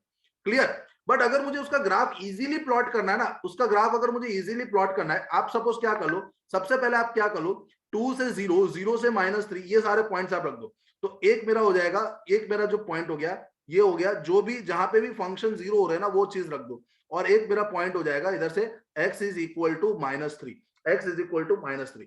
अब देखो -3 से पहले आपका ग्राफ जो होना चाहिए वो -3x -1 होना चाहिए, ठीक है। अब सिंपली बताओ x इज इक्वल टू -3 पे फंक्शन की वैल्यू कितनी है, सी ध्यान से सब लोग ये तीनों तीन की वैल्यूज निकाल दो, x इज इक्वल टू -3 पे फंक्शन की वैल्यू कितनी, x is equal to -3, f of -3 कितना होगा, तो आप चेक करो, इधर तुम रख दो f ऑफ -3, f ऑफ -3 पे आप लोग के पास फंक्शन जो है वो 5 - x होता है, सो 5 क्या लिखोगे आप लोग, 5 - x, सो 5 माइनस ऑफ -3, तो ये आप लोग के पास हो जाएगा 5 माइनस ऑफ एक मिनट, ओके, अरे यार ठीक है, चलो डन। 5 माइनस ऑफ -3, तो ये आप लोग का कितना हो जाएगा, माइनस ऑफ -3, तो ये हो जाएगा आप लोग के पास 8। ठीक है, अब आप लिखो x इज इक्वल टू 0 पे, x इज इक्वल टू 0 पे, चलो फंक्शन आपने लिखा दिया। x इज इक्वल टू 0 पे आपका जो फंक्शन होता है, x इज इक्वल टू 0 पे आपका फंक्शन कितना हो जाता है, x plus 5। x is equal to 0 पे आपका फंक्शन देखो ग्रेटर देन इक्वल टू मैंने बोला है x प्लस 5। तो अगर तुम फंक्शन को देखोगे x इज इक्वल टू 0 पे, तो ये x प्लस 5, तो 0 प्लस 5, तो ये आपका आंसर हो जाएगा 5। ठीक है, x इज इक्वल टू 0 पे, एक minute, x is equal to 0 पे मेरे पास फंक्शन जो है f ऑफ 0 जो होता वो मेरा 5 वैल्यू हो जाता, और फिर x इज इक्वल टू मेरे पास 2 रख दो, तो फंक्शन की वैल्यू कितनी होगी, x इज इक्वल टू 2 पे मेरे पास फंक्शन की वैल्यू होगी 3x प्लस 1, सो 3 इंटू 2 प्लस 1, तो ये आपका आ जाता 7। तो अगर मैं इसका ग्राफ बना रहा, तो देखो पहले -3 पे फंक्शन वैल्यू 8 है, देखो -3 पे इधर सपोज 8 आ गया, तो -3 पे मेरा फंक्शन का वैल्यू हो गया 8, this is at -3। See over here, -3 पे मेरा फंक्शन का वैल्यू 8 आ गया, फिर हमारे पास 0 पे फंक्शन का वैल्यू 5 है, 0 पे मेरा फंक्शन का वैल्यू 5 आ गया, तो 0 से फंक्शन का वैल्यू 5 हो गया, राइट, 0 से फंक्शन का वैल्यू 5 हो गया। ठीक है, अब आप सिंपल सोचो, आप सिंपल सोच लीजिए, एकदम सिंपल वे में अगर आप सोच लीजिए कि आपका ऑब्वियस बात है कि 0 से -3 में स्ट्रेट लाइन ही बनना है, मॉड्यूलस फंक्शन है तो ये लाइन कैसा बनेगा, स्ट्रेट लाइन ही बनता है, क्योंकि हर एक में मुझे तो लाइन का इक्वेशन मिला ना, हर एक में मुझे क्या मिला, लाइन का इक्वेशन ही मिला, तो लाइन का जब आप इक्वेशन देखोगे तो इन दोनों का स्ट्रेट लाइन है, तो ऑब्वियस बात है इन दोनों को ज्वाइंट कर लो, तो ये मेरा ग्राफ बनते गया, ये दोनों पॉइंट्स को हम लोग ने ज्वाइंट कर दिया, तो ये मेरा ग्राफ बनते गया। अब x इज इक्वल टू 2 पे, x इज इक्वल टू 2 पे आपका आंसर कितना आ रहा है, 7 आ रहा है, x इज इक्वल टू 2 पे आपका आंसर 7, तो 7 कहीं पे इधर होगा, 7 कहीं पे इधर होगा, और इधर वो हम लोग देख लेते, तो ये हमारा 7 हो जाता, तो ये मेरा पॉइंट हो जाता 2,7, ये x इज इक्वल टू 2 और ये 7, तो इस रीजन के अंदर आप लोगों का जो ग्राफ है वो ऐसे बन जाता, राइट और नॉट। ओके, और एक ग्राफ मुझे बनाना है, अब मुझे इन रीजन के बाहर बनाना है, तो हम लोग क्या करेंगे, हम लोग एक लेंगे कि 3 से कम कोई भी एक वैल्यू ले लो, सपोज मैं ले लेता हूँ x is equal to -4, so f of -4 क्या बन जाता तुम्हारे पास, f ऑफ -4, तो आप देखो f ऑफ -4 तुम्हारे पास 3 से कम वाले में फंक्शन ये होता, ऐसा क्यों लिखा, देखो -3 इंटू -4 -1 हो गया ये, so that is equal to, this is +12 -1, right, +12 -1, so that is 11, तो 3 के बाद मैंने एक और वैल्यू ले ली जिसका आंसर आपका आ गया 11, और वो कौन सा हो गया, x इज इक्वल टू -4 पे 11 आया, तो आपका 11 जो है ना वो इधर कहीं पे, 11 जो है वो इधर कहीं पे आ गया, इधर कहीं पे 11 है, ठीक है, तो ये वाला पॉइंट, तो इन दोनों को फिर ज्वाइंट कर लो, राइट, ये एग्जैक्टली स्ट्रेट लाइन नहीं होगी, ऑब्वियस बात है, थोड़ा सा टर्न लेगा, ये पॉइंट से एग्जैक्ट स्ट्रेट नहीं जाएगा, मेरा ग्राफ ऐसा बना है, और 2 के बाद suppose x is equal to 3 ले लिया तुमने, x is equal to 3 suppose तुमने ले लिया, तो सिंपल आप लोग के पास जो ग्राफ है वो इस तरीके से बन जाता, ठीक है, लीनियर ग्राफ बनता, x इज इक्वल टू 3 पे, सिंपल अगर आप देख लो x इज इक्वल टू 3 अगर मैं ले लेता हूं, तो x इज इक्वल टू 3 पे f ऑफ 3 जो है ना वो मेरा हो जाएगा 3 टाइम्स 3 प्लस 1, सो ये आंसर आप लोग का हो जाएगा 3 3 9 प्लस 1 इज 10, तो इधर मेरे पास जो वैल्यू है इधर कहीं पे 10 आता, तो ये जो ग्राफ है ना मेरा ऐसा चला जाता, ठीक है, ये 2 से फिर ये ग्राफ ऐसे कहीं पे चला जाता, सो ये आप लोग का मॉड्यूलस फंक्शन का ग्राफ हो गया, ठीक है, ये आपका मॉड्यूलस फंक्शन का ग्राफ हो गया जो मैंने आपको फंक्शन बताया। तो आपको सिंपल यही समझना है कि जब भी आप लोग को मॉड्यूलस फंक्शन का, जब ऐसे एक से ज्यादा फंक्शन आ जाए, आप लोग को क्या करना है, सिंपल आप लोग को इस फंक्शन को स्प्लिट करना है, और ये सारे फंक्शंस इंडिविजुअली कहां पे जीरो हो रहे हैं वो ग्राफ पे प्लॉट कर देने पहले, और फिर वहां पे आप लोग को क्या करना है, ये फंक्शन को ऐसे सेपरेट आउट कर लेना है, और उसकी y की वैल्यू वो सारे फंक्शन वो पॉइंट्स को ज्वाइन कर देने सारे, तो आप लोग को एक मॉड्यूलस फंक्शन का ग्राफ बन जाएगा, आपको क्या बन जाएगा, एक मॉड्यूलस फंक्शन का ग्राफ, अलग अलग रीजन है, सारे रीजन में फंक्शंस अलग अलग है, इसलिए हम लोग ग्राफ ऐसे ही बनाएंगे, और सारे के सारे लीनियर फंक्शन है, तो आप लोग का जो मॉड्यूलस फंक्शन का है वो ग्राफ आपका इस तरीके से बन जाता है। समझ आया मॉड्यूलस फंक्शन के बारे में, ये चीज समझ में आई सब लोग को, यस और नो, हाँ या ना बताइए। ये फंक्शन को स्प्लिट करना आ जाएगा तो ग्राफ बहुत सिंपल हो जाएगा, ये फंक्शन को स्प्लिट करना आ गया तो ग्राफ एकदम ही सिंपल हो जाएगा, ठीक है, clear, so this is very simple thing, ये बहुत ही सिंपल है, आगे वो तो आप लोग ने पता नहीं किया था कि नहीं पहले, बट मॉड्यूलस फंक्शन के अगर ऐसे कुछ क्वेश्चंस आ जाए, और ऐसे क्वेश्चंस है आप लोग अगर देखोगे तो कहीं ना कहीं तो आपको दिखेंगे, ठीक है, आगे अगर हम लोग देखने जाए तो मुझे ये क्वेश्चन के अंदर से आपको डिसकंटिन्यूटी के पॉइंट्स फाइंड करने, which are the points of discontinuity. ये जो आपको ग्राफ दिख रहा है उसमें डिसकंटिन्यूअस फंक्शन कहाँ पे भी है, कहाँ पे है। तो आप पहले तो बोलोगे एक 1 पे फंक्शन डिसकंटिन्यूअस हो रहा है, आपको दिख रहा होगा ना 1 पे फंक्शन क्या दिख रहा है, डिसकंटिन्यूअस दिख रहा है। फिर एक बोलोगे 2 पे डिसकंटिन्यूअस है, एक 3 पे डिसकंटिन्यूअस है, और एक फंक्शन आपका 5 पे। तो मेरा डिसकंटिन्यूटी पॉइंट हो गया 1 2 3 एंड 5, डिसकंटिन्यूअस पॉइंट मेरे ये हो गए। अब चेक कर लो 1 के अंदर लेफ्ट हैंड लिमिट और राइट हैंड लिमिट दोनों भले 0 के बराबर आए, पर 1 पे फंक्शन नॉट डिफाइंड, 1 पे आपका फंक्शन का वैल्यू 1 है और left hand limit right hand limit 0 आ रहा होगा। 2 पे आप देख लो left hand limit right hand limit same आ रहा है, बट 2 पे again function is not defined. 3 पे आप लोग का left hand limit right hand limit same आ रहा है और बट एफ ऑफ 3 की वैल्यू 3 है, तो वहां पे भी ये फंक्शन क्या हो जाएगा, डिसकंटिन्यू हो जाएगा। 5 पे left hand limit and right hand limit दोनों इंफिनिटी की तरह टेंड हो रही है, तो अगेन वो फंक्शन आप लोग का जो है वो डिसकंटिन्यूअस हो जाता है, राइट। तो ये सिंपल चीज है डिसकंटिन्यूटी और कंटिन्यूटी के लिए। सबसे इंपॉर्टेंट नोट आप लोग को इधर रखना है, important note is what, every polynomial function is continuous function. हमेशा याद रखना पॉलिनोमियल फंक्शन जो है वो हमेशा एक कंटिन्यूअस फंक्शन रहता है, ठीक है। Polynomial function is always your continuous function. Every rational function, देखो अगर मैंने कोई फंक्शन ऐसा लिखा ना f of x is some polynomial in numerator divided by some polynomial in denominator, suppose मैंने ऐसा लिखा ना, उसका मतलब रैशनल फंक्शन जो है ना वो हमेशा आप लोग का कंटिन्यूअस होता है when denominator is not equal to 0। Denominator जब नॉट इक्वल टू 0 हुआ तो फंक्शन आपका कंटिन्यूअस। जो पॉइंट पे डिनोमिनेटर इक्वल टू 0 होगा वहां पे तो फंक्शन ही डिफाइंड नहीं होगा ना, फंक्शन ही डिफाइंड नहीं होगा तो ऑब्वियस बात है वहां पे फंक्शन कंटिन्यूअस नहीं होगा। Then again logarithmic functions, exponential functions, trigonometric functions, inverse circular functions and modulus functions are continuous in their domain. सबका डोमेन पता होना चाहिए। लॉगरिथमिक फंक्शन हो गया, राइट। देखो लॉगरिथमिक फंक्शन का अगर ग्राफ बना तो लॉगरिथमिक फंक्शन का ग्राफ याद कर लेना, ये आपका ग्राफ होता है लॉगरिथमिक फंक्शन का, this is the graph of logarithmic function, right और नॉट। और अगर आप लोग के पास एक्सपोनेंशियल फंक्शन नहीं पता, y is equal to e to the power x, y is equal to e to the power x, तो e to the power x का ये जो ग्राफ होता है ना वो ऐसा होता है, this is y is equal to e to the power x।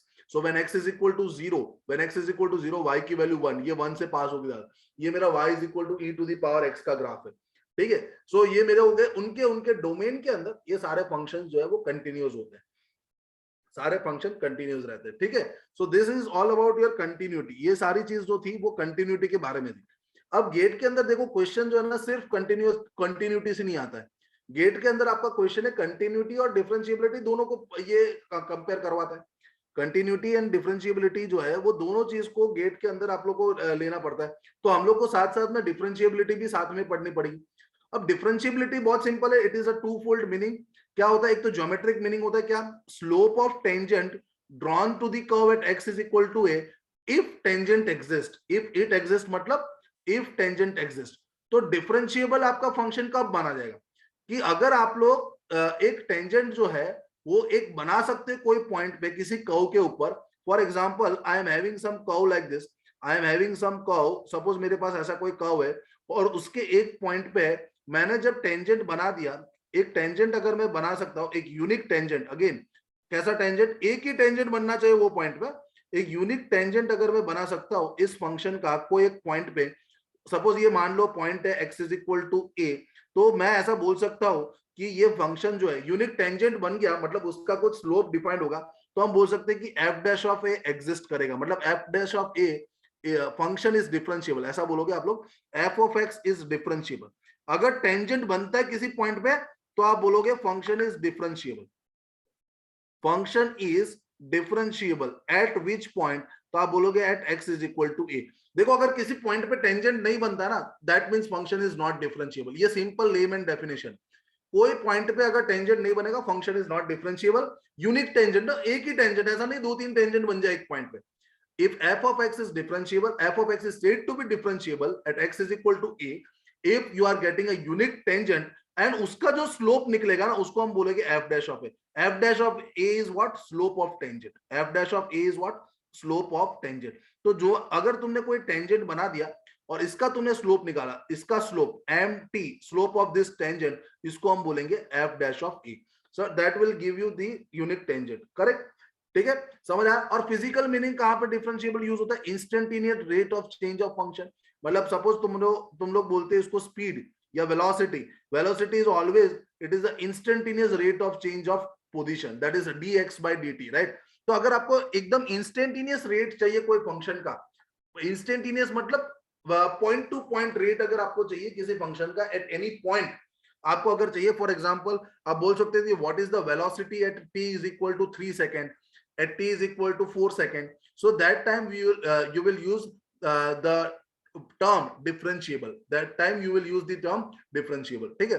तो डिफरेंशिएबिलिटी मतलब ये होता है कि अगर कोई कर्व का टेंजेंट बनता है और वो अगर एक यूनिक टेंजेंट बनता है तो हम बोलेंगे फंक्शन डिफरेंशिएबल है, और वो यूनिक टेंजेंट का जो स्लोप होता है उसको हम बोलेंगे f डैश ऑफ a।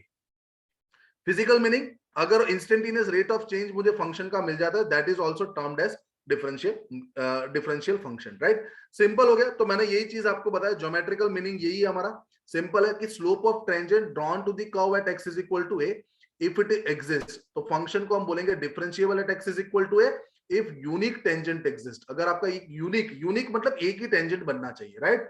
चलिए इस कॉन्सेप्ट से हम लोग और एक चीज आगे देखते हैं, इस कॉन्सेप्ट से हम लोग और एक चीज आगे देखते हैं, राइट। सो आप लोग को आई होप एक ग्राफ दिख रहा होगा, ठीक है, एक ग्राफ आप लोग को इधर से दिख रहा है। तो फॉर एग्जांपल मान लो कि ये हमारे पास ये पॉइंट हो गया A और ये पॉइंट तुम्हारा हो गया B, ठीक है। तो अगर तुम इसको लिखोगे B और इसको तुम लिखोगे, इसका वैल्यू है f ऑफ B, और अगर A पॉइंट के कोऑर्डिनेट्स तुमने लिखे A comma f of A, A point के कोऑर्डिनेट्स तुमने लिख दिए A comma f of A, right. तो आपके पास देखो सिंपल सा ग्राफ है, आपके पास ये जो ग्राफ है ऐसा, ठीक है, आपके पास इस तरीके से कुछ कर्व है, you are having the curve like this and you are joining 2 points on that curve. आप लोग जो है ना वो कर्व के ऊपर 2 पॉइंट ज्वाइन कर रहे हो, वो कर्व के ऊपर आप लोग 2 पॉइंट ऐसे ज्वाइन कर रहे हो, ठीक है। So you are joining 2 points on this curve, एक हो गया ये वाला पॉइंट, तो ये हो गया b comma f of b हो गया, ये b comma f of b, और दूसरा पॉइंट आपका हो गया a comma f of a।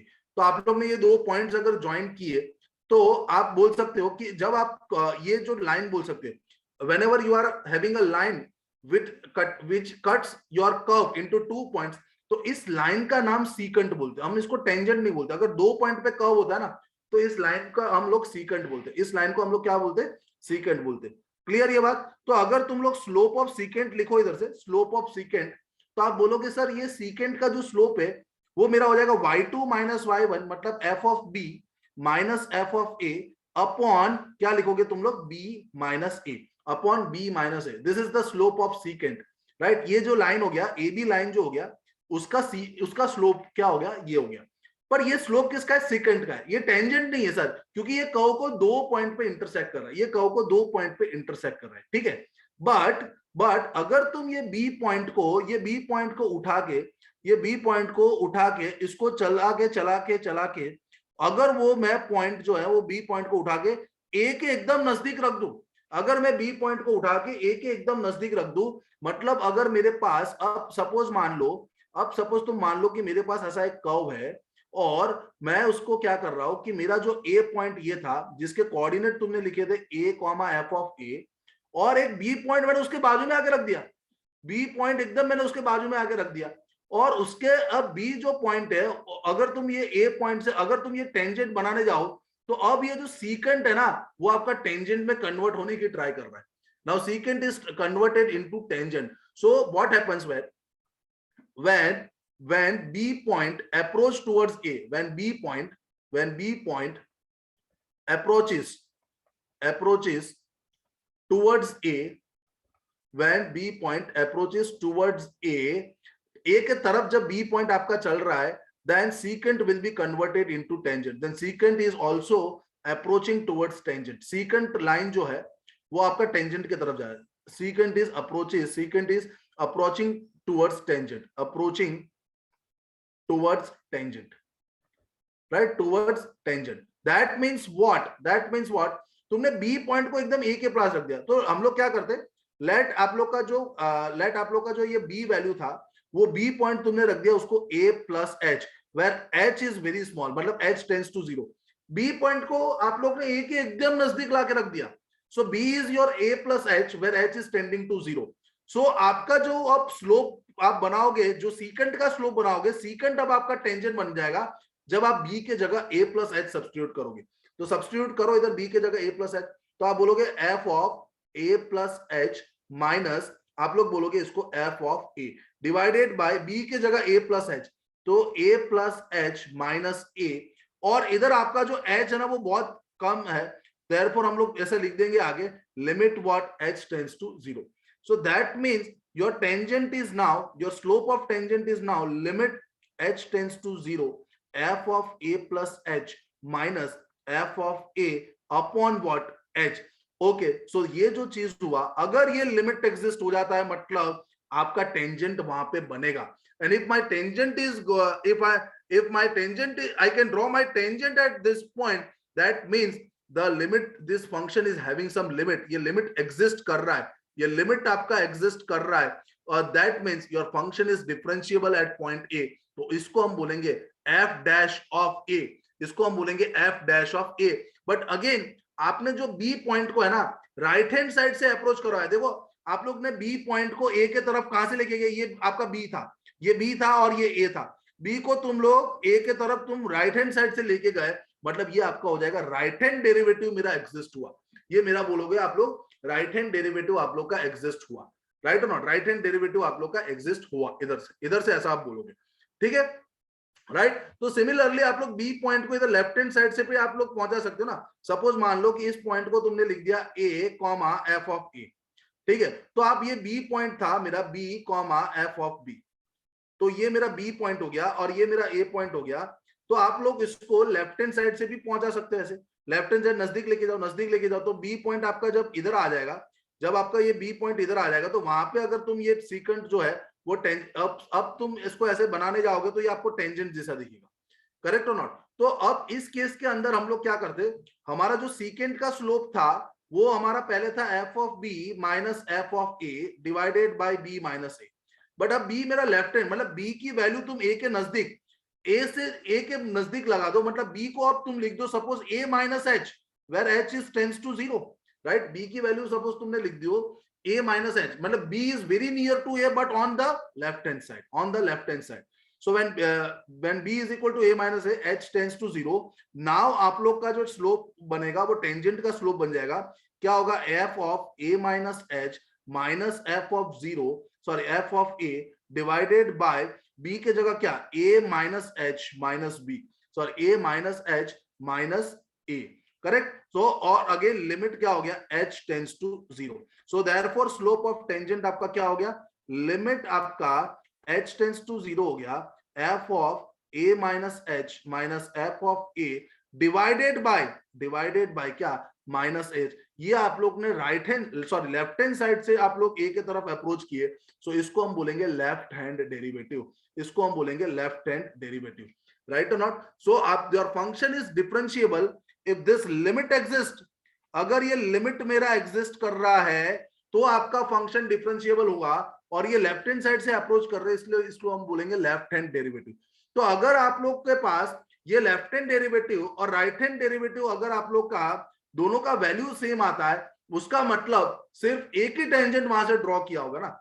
तुम समझ लो कि अगर मेरा ये एफ डैश ऑफ ए 4 आया और इसका वैल्यू सपोज आपका -3 आया, उसका मतलब क्या है, लेफ्ट हैंड और राइट हैंड डेरिवेटिव दोनों का आंसर अलग अलग आया, मतलब पॉइंट ए पे आपके दो अलग अलग टेंजेंट हो गए ना, एक का स्लोप 4 और एक का slope -3. That means what, there are two tangent, there is no unique tangent. तो फिर तब हम क्या बोलेंगे, यार the function is not differentiable. But अगर ये दोनों का आंसर सपोज इसी का आंसर -3 के जगह ये भी 4 आ जाता और ये भी आपका आंसर 4 आ जाता, means both left hand derivative and right hand derivative are existing, that means a unique tangent I am getting at point x is equal to a, और उसका स्लोप जो हो गया वो मेरा 4 हो गया. So therefore I can say that function is differentiable. So for the differentiability, your right hand derivative is equal to left hand derivative. तभी आप बोल सकते हो कि मेरा फंक्शन जो है वो डिफरेंशिएबल हो. इसका मतलब होता है unique tangent exist. Right hand derivative is equal to left hand derivative अगर होगा तभी आपका एक यूनिक टेंजेंट एग्जिस्ट होगा, क्योंकि आपका दोनों का स्लोप सेम होना चाहिए. तब आप बोलोगे कि इधर सिर्फ एक ही टेंजेंट है जिसका स्लोप है ये, ठीक है. तो unique tangent exist, that means function is what, differentiable. Function differentiable कराने के लिए आप लोग को दोनों डेरिवेटिव निकालने होते, left hand derivative and right hand derivative. अब उसमें लेफ्ट हैंड डेरिवेटिव और राइट हैंड डेरिवेटिव है क्या, तो ये मेरा लेफ्ट हैंड डेरिवेटिव हो गया, और जिसमें इधर नीचे माइनस एच आएगा, याद रखना, और ये राइट हैंड डेरिवेटिव आया जिसमें ऊपर आपका प्लस एच आएगा। This two things are your derivatives. ये आपके दोनों डेरिवेटिव हो गए, left hand derivative and right hand derivative. समझ आ गई सब लोगों को ये बात? इधर तक कहानी समझ आई सब लोगों को? यस और नो? इधर तक ये प्रोसेस एकदम क्लियर हुई? राइट और not? So your left hand derivative right hand derivative same होना चाहिए guys. Left hand derivative and right hand derivative same होना चाहिए, तब आपका जो है ना वो लिमिट एग्जिस्ट करेगा, बाकी लिमिट एग्जिस्ट आपका नहीं करेगा। ठीक है, left hand derivative and right hand derivative clear. अब देखो आगे, अब ध्यान से देखो, अब आगे आप देखो, जब इसको मैं नेक्स्ट पे लिख दूं, एग्जिस्टेंस ऑफ डेरिवेटिव मैंने दिखा, देखो left hand derivative right hand derivative finite, obvious बात है फाइनाइट होना चाहिए, इनफाइनाइट तो नहीं होना चाहिए। तो हम बोलेंगे कि लिमिट आप लोग का फंक्शन जो है वो डिफरेंशिएबल होता है, फंक्शन जो है वो डिफरेंशिएबल इधर से होता है। तो ये डेफिनेशन आ गई। फिर हमारे पास फॉर एग्जांपल, चलो इधर से अगर हम लोग देखने जाए, ओके इसको भी देख लेते। थ्योरम के अंदर हम लोग देखेंगे तो जो डिफरेंशिएबिलिटी होती है वो कंटिन्यूटी के बराबर होती है, मतलब सॉरी, अगर जो फंक्शन डिफरेंशिएबल है वो डायरेक्टली इंप्लाई करेगा फंक्शन कंटिन्यूअस है, मतलब all differentiable functions are continuous, all differentiable functions are continuous functions. ये एक थ्योरम, और ये आपको पता भी है वैसे, ऑल डिफरेंशिएबल फंक्शंस जो है ना, सारे डिफरेंशिएबल फंक्शन जो है वो कंटिन्यूअस होंगे, सारे डिफरेंशिएबल फंक्शन कंटिन्यूअस होते, this is theorem. But all continuous function may not may or may not be differentiable, right? मतलब ऐसा नहीं है कि सारे कंटिन्यूअस फंक्शन आपके डिफरेंशिएबल होंगे। डिफरेंशिएबल अगर कोई फंक्शन होगा तो कंटिन्यूअस पक्के से होगा, बट अगर कंटिन्यूअस कोई फंक्शन होगा तो उसका मुझे गारंटी नहीं है कि वो डिफरेंशिएबल है। देखो सपोज मेरे पास आ गया वापस f of x is equal to mod x, तो आप इसको बोलोगे यार ये x is greater than zero, x greater than equal to zero, और ये माइनस एक्स हो जाता है जब एक्स आप लोग का लेस देन जीरो होता है।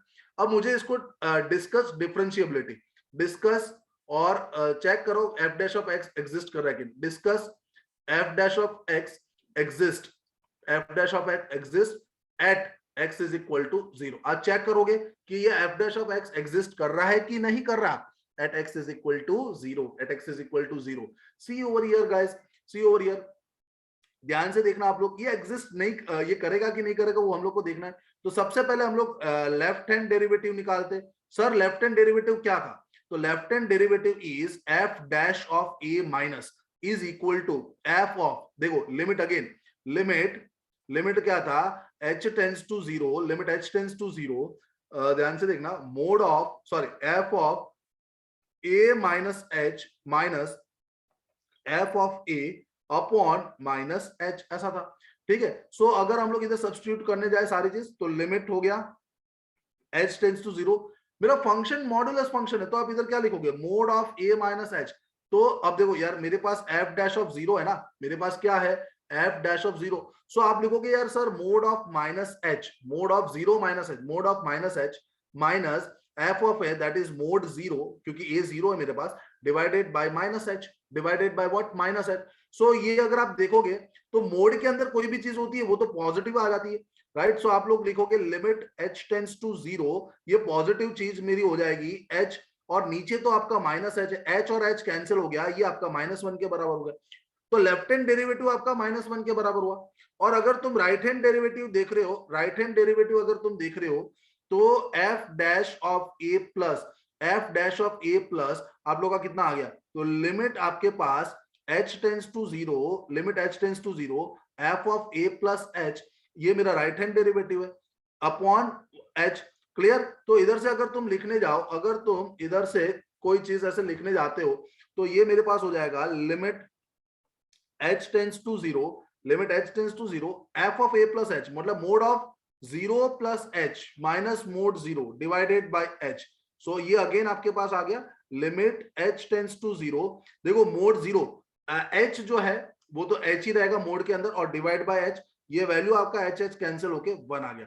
सो इधर आप लोग के पास मिला क्या, इधर आप लोग के पास क्या मिला, इधर से आप लोग को जो मिला वो इस तरीके से मिला, क्या मिल जाए आप लोग को इधर से, लेफ्ट हैंड डेरिवेटिव जो मिला that is not equal to right hand derivative, left hand derivative -1 आया, राइट हैंड डेरिवेटिव आपका +1 आया, that means mod x is not differentiable. देखो कंटिन्यूस है ना, फंक्शन कंटिन्यूस था, हमने चेक किया था, but function is not differentiable.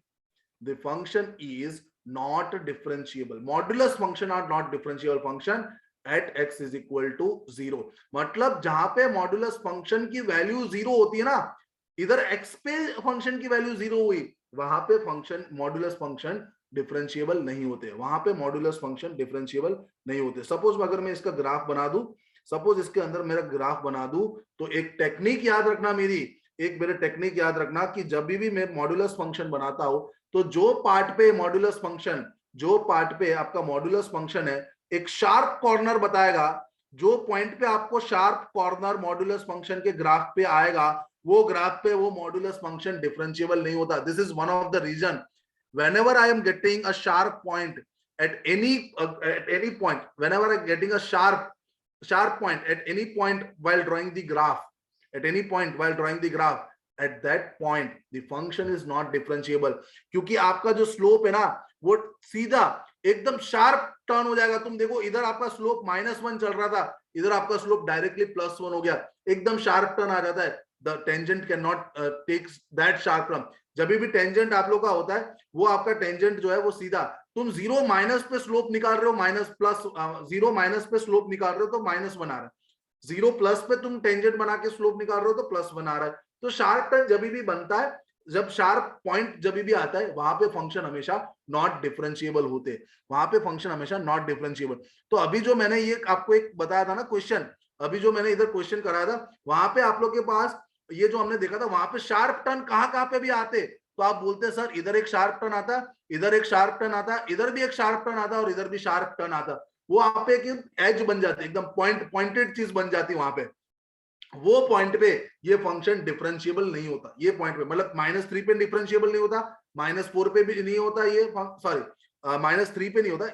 ये तो ग्राफ बनाने के, इधर शार्प पॉइंट इधर नहीं आता, इधर शार्प पॉइंट नहीं आता, सिर्फ ये पॉइंट पे आता, ये पॉइंट पे आता और ये पॉइंट पे, तीन ही पॉइंट पे आप लोगों के शार्प टर्न आपके आते। ये सारे पॉइंट पे आपका जो फंक्शन है वो डिफरेंशिएबल नहीं हो सकता था। क्लियर? ये सारे पॉइंट पे आपका फंक्शन जो है डिफरेंस नहीं होने। सो मोड में आने वाले सारे फंक्शन का ग्राफ शार्प टर्न होगा। यस, मोड में आने वाले सारे फंक्शन मोड में आने वाले सारे फंक्शन जो है वो हमेशा शार्प टर्न लेंगे। इसलिए जो पॉइंट पे शार्प टर्न लेते ना, जो पॉइंट पे शार्प टर्न लेते हैं, तो वहां पे वो कभी फंक्शन डिफरेंशिएबल नहीं होगा। अरे डिफरेंशिएबल नहीं होगा इसका मतलब ये नहीं कि वो कंटिन्यूअस नहीं है। थियरम सुनो, थियरम सब लोग समझो। थियरम ये मेरा बता रहा था कि आप लोग के पास अगर कोई फंक्शन कंटिन्यूअस, अगर कोई फंक्शन डिफरेंशिएबल है, तो ये मैं गारंटी बोल सकता हूं कि वो फंक्शन कंटिन्यूअस है। बट अगर कोई फंक्शन कंटिन्यूअस नहीं है, that means it doesn't mean that means वो फंक्शन कभी भी डिफरेंशिएबल नहीं होगा। दैट मीन्स वो फंक्शन कभी भी डिफरेंशिएबल, उसका उल्टा डिसकंटिन्यूअस फंक्शन हुआ तो मतलब आपका अगर फंक्शन जो है वो कंटिन्यूअस नहीं है, डिसकंटिन्यूअस फंक्शन है, डिसकंटिन्यूअस अगर फंक्शन है तो ऑब्वियस बात है function is not differentiable. Continuity है is does not implies that it will be derivability. ठीक है, सिंपल देखो, डिसकंटिन्यूअस को छोड़ दो, हम लोग उसमें स्टेटमेंट में जाएंगे नहीं ज्यादा, सिंपल समझेंगे कि अगर कोई फंक्शन कंटिन्यूअस, अगर कोई फंक्शन डिफरेंशिएबल है, all differentiable functions are continuous. But अगर कोई फंक्शन कंटिन्यूअस है तो हम ये नहीं बता सकते कि ये डिफरेंशिएबल है या नहीं। For example mode x continuous था बट वो डिफरेंशिएबल नहीं है। मोड एक्स कंटिन्यूअस था बट वो आपका डिफरेंशिएबल नहीं है। समझ रहे हो तुम लोग? राइट? तो जहां जहां पे भी शार्प पॉइंट आ रहा है, जहां जहां पे भी शार्प पॉइंट आ रहा है, मॉड्यूलस फंक्शन का ग्राफ बनेगा जहां जहां पे भी शार्प पॉइंट आता है, शार्प कॉर्नर बोलते हैं। शार्प कॉर्नर कभी भी ग्राफ में आता है ना, वहां पे फंक्शन डिफरेंशिएबल नहीं होता। शार्प कॉर्नर पे फंक्शन डिफरेंशिएबल नहीं होता। देखो फॉर एग्जांपल, आगे देखो आप लोग, रीजन फॉर नॉन डेरिवेबिलिटी, सबसे पहला जो रीजन है दैट इज अ कॉर्नर। देखो इधर शार्प कॉर्नर है, जब शार्प कॉर्नर आता है तो टेंजेंट तुरंत ही उसका स्लोप बदलता है।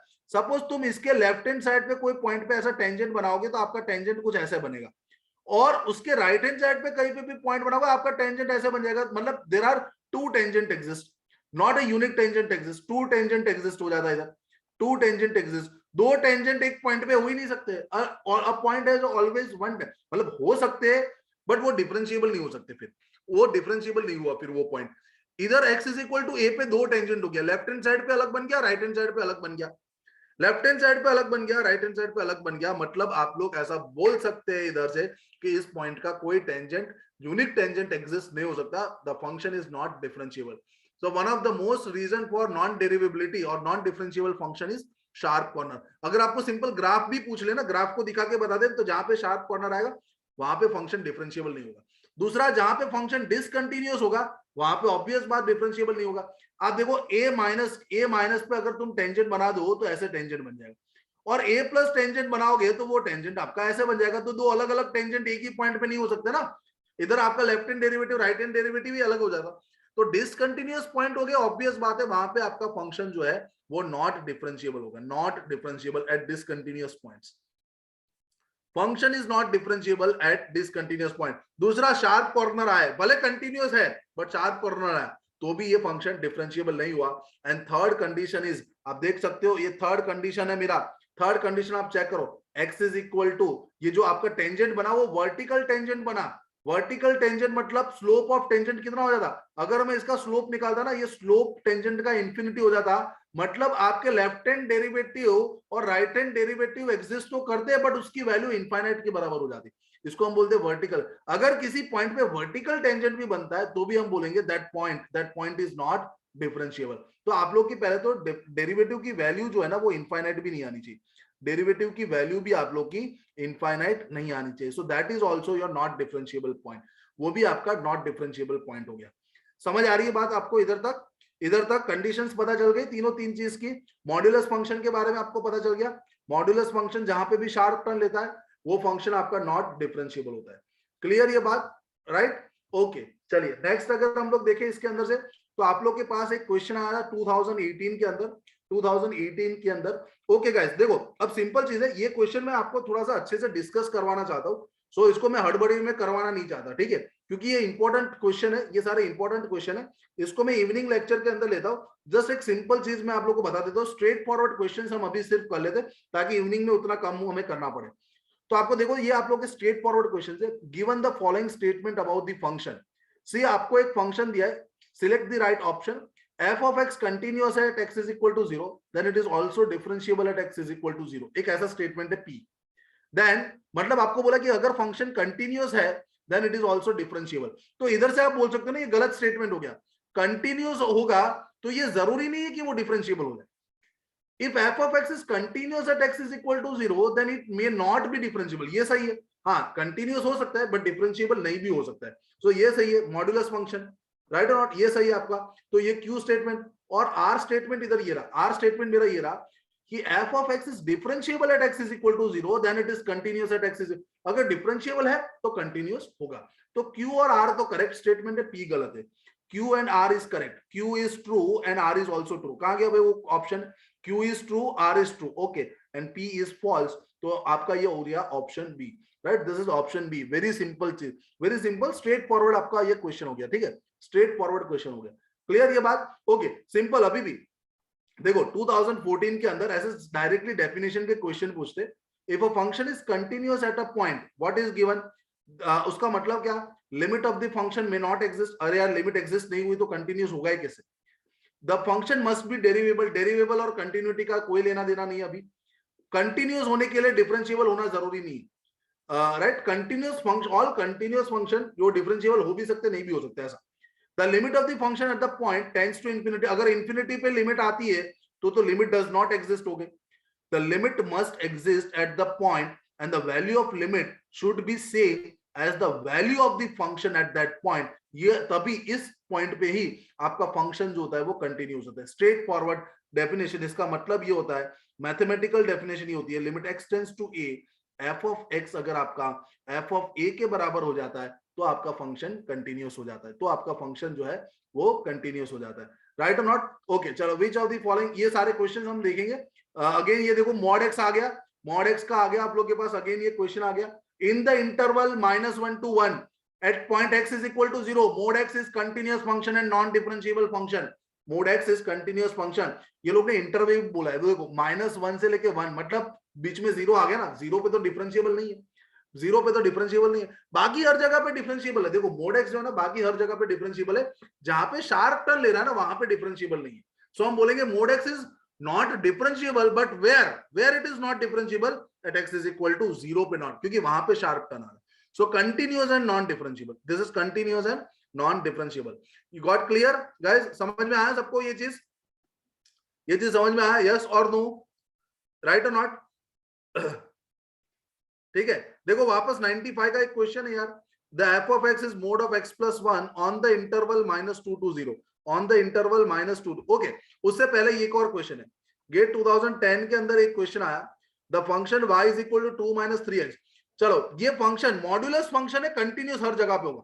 तो इस continuous for all x belongs to r, ये सही है. और इस कंटिन्यूस ये भी सही है. इस कंटिन्यूस सब में, ओके, कंटिन्यूस सब में है, तो चारों चार ऑप्शन में कंटिन्यूस तो दिया है.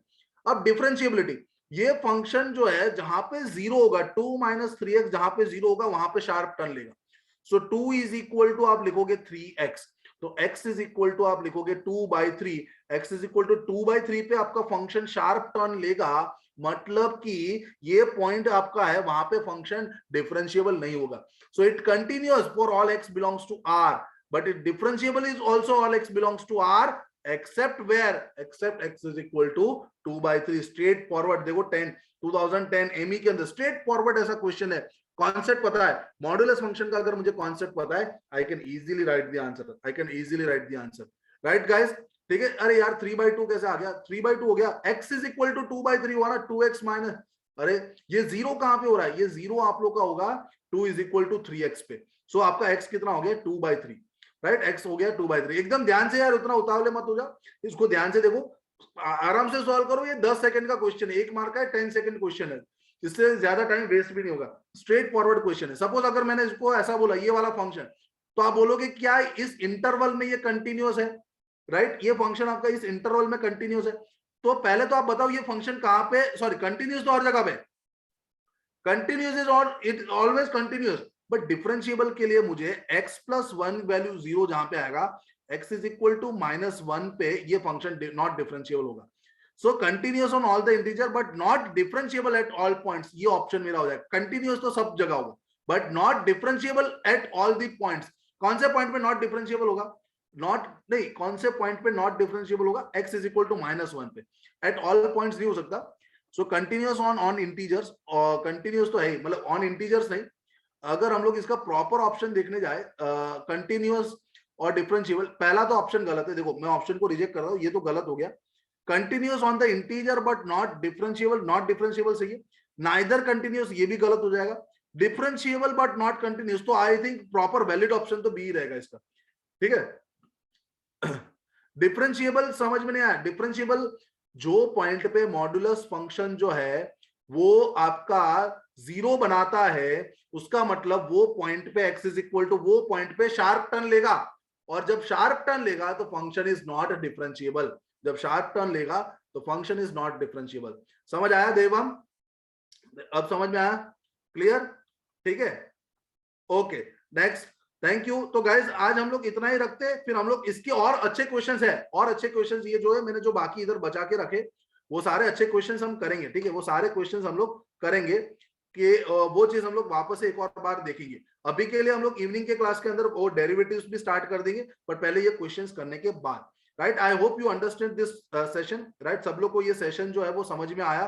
ठीक है. सो आप लोग शाम को, मतलब वापस इवनिंग के अंदर जो हमारा सेशन होगा वहां पे वापस अटेंड करिएगा, तो आपको जो भी ये इंपॉर्टेंट क्वेश्चंस जो भी है वो सारे आप लोग को पता चल जाए. ठीक है. So that's all from today's my class. Thank you very much guys. Right, and have a good day. ठीक है. आप लोग को कोई डाउट हो तो आप पूछ सकते हो. बाकी मैंने टेलीग्राम लिंक आपको भेजा, टेलीग्राम लिंक आपको मैंने भेजा हुआ है, तो वो टेलीग्राम लिंक जो है वो आप लोग का उसको कर लेना, तो वहां पे मैं अभी नोट्स आपको अपलोड कर दूंगा. ठीक है. Thank you very much guys. Thank you very much. सब चीज, हाँ बोलो. नहीं सर, सर आपने जो LHD is equal to RHD जो एक्सप्लेन किया था एग्जांपल लेके, वो स्लाइड ओपन करो ना. LHD ये वाला ठीक है. हाँ सर, इसमें हमने लिया h टेंड्स टू 0, तो f of a minus h में फिर मॉड ऑफ माइनस h और मॉड ऑफ प्लस h कैसे होगा नेक्स्ट स्टेप में? ये जो है तुम मोड ऑफ माइनस h करोगे, देखो f of a minus h, तुम सोचो अब निसर्ग तुम्हारे पास f of a minus h है, तो दैट मीन्स तुम्हारा मोड ऑफ ओके, ए की वैल्यू 0 है, ए की वैल्यू 0 है, तो मोड ऑफ 0 माइनस एच होगा कि नहीं होगा? नहीं सर, तो ये आपका मोड ऑफ माइनस एच होगा कि नहीं होगा? समझ आई बात? और ए 0 है और एफ ऑफ एक्स तुम्हारा मोड एक्स है, एफ ऑफ एक्स तुम्हारा कौन सा फंक्शन है? मोड एक्स है, सो मोड ऑफ 0 ऐसा लिखा मैंने, समझे? मतलब सर हमने ए को 0 माना है क्या? हाँ ऑब्वियस, माना मुझे एफ डैश ऑफ 0 देखना है ना, मुझे डिफरेंशिएबिलिटी कहां पे दिखनी है? At where I want to check जहाँ द पे कंटिन्यूस है डिफरेंशिएबिलिटी। वहां पे। हाँ, जो कंटिन्यूस है वहां पे, राइट? तो हम लोग को वही पे हमने देखा, वो हमको ये पूछा है ना, मैंने लिखा है ना, whether f dash of x exist at x is equal to 0, मैंने लिख के रखा ना, ये पॉइंट बताया हुआ है। सो ए 0 हुआ ना, एफ डैश ऑफ 0 मैं चेक करूंगा, समझे? Right? Okay sir. Yes, derivative CS में है यार, तुम ऐसा पूछो मत, सीएस आईटी वाले, कैलकुलस पूरा टॉपिक सीएस के अंदर है, जो नहीं होगा वो मैं आपको बता दूंगा, ठीक है? समझ में आया निसर की ये बात? हाँ sir. Okay, clear? So guys, I hope you understood all this things, right? आपको समझ में आ गया होगा एकदम क्लैरिटी के साथ, है ना सब लोग को? Okay, then I am leaving, और मैंने टेलीग्राम लिंक एक भेजा हुआ है, उसमें आप ज्वाइन हो जाना, तो मैं आपको वहां पे नोट्स इसके आज ही अपलोड करके दे दूंगा, सारी नोट्स में दे दूंगा, अभी तक का जितना हुआ है वहां तक का, ठीक है guys? Thank you very much, right?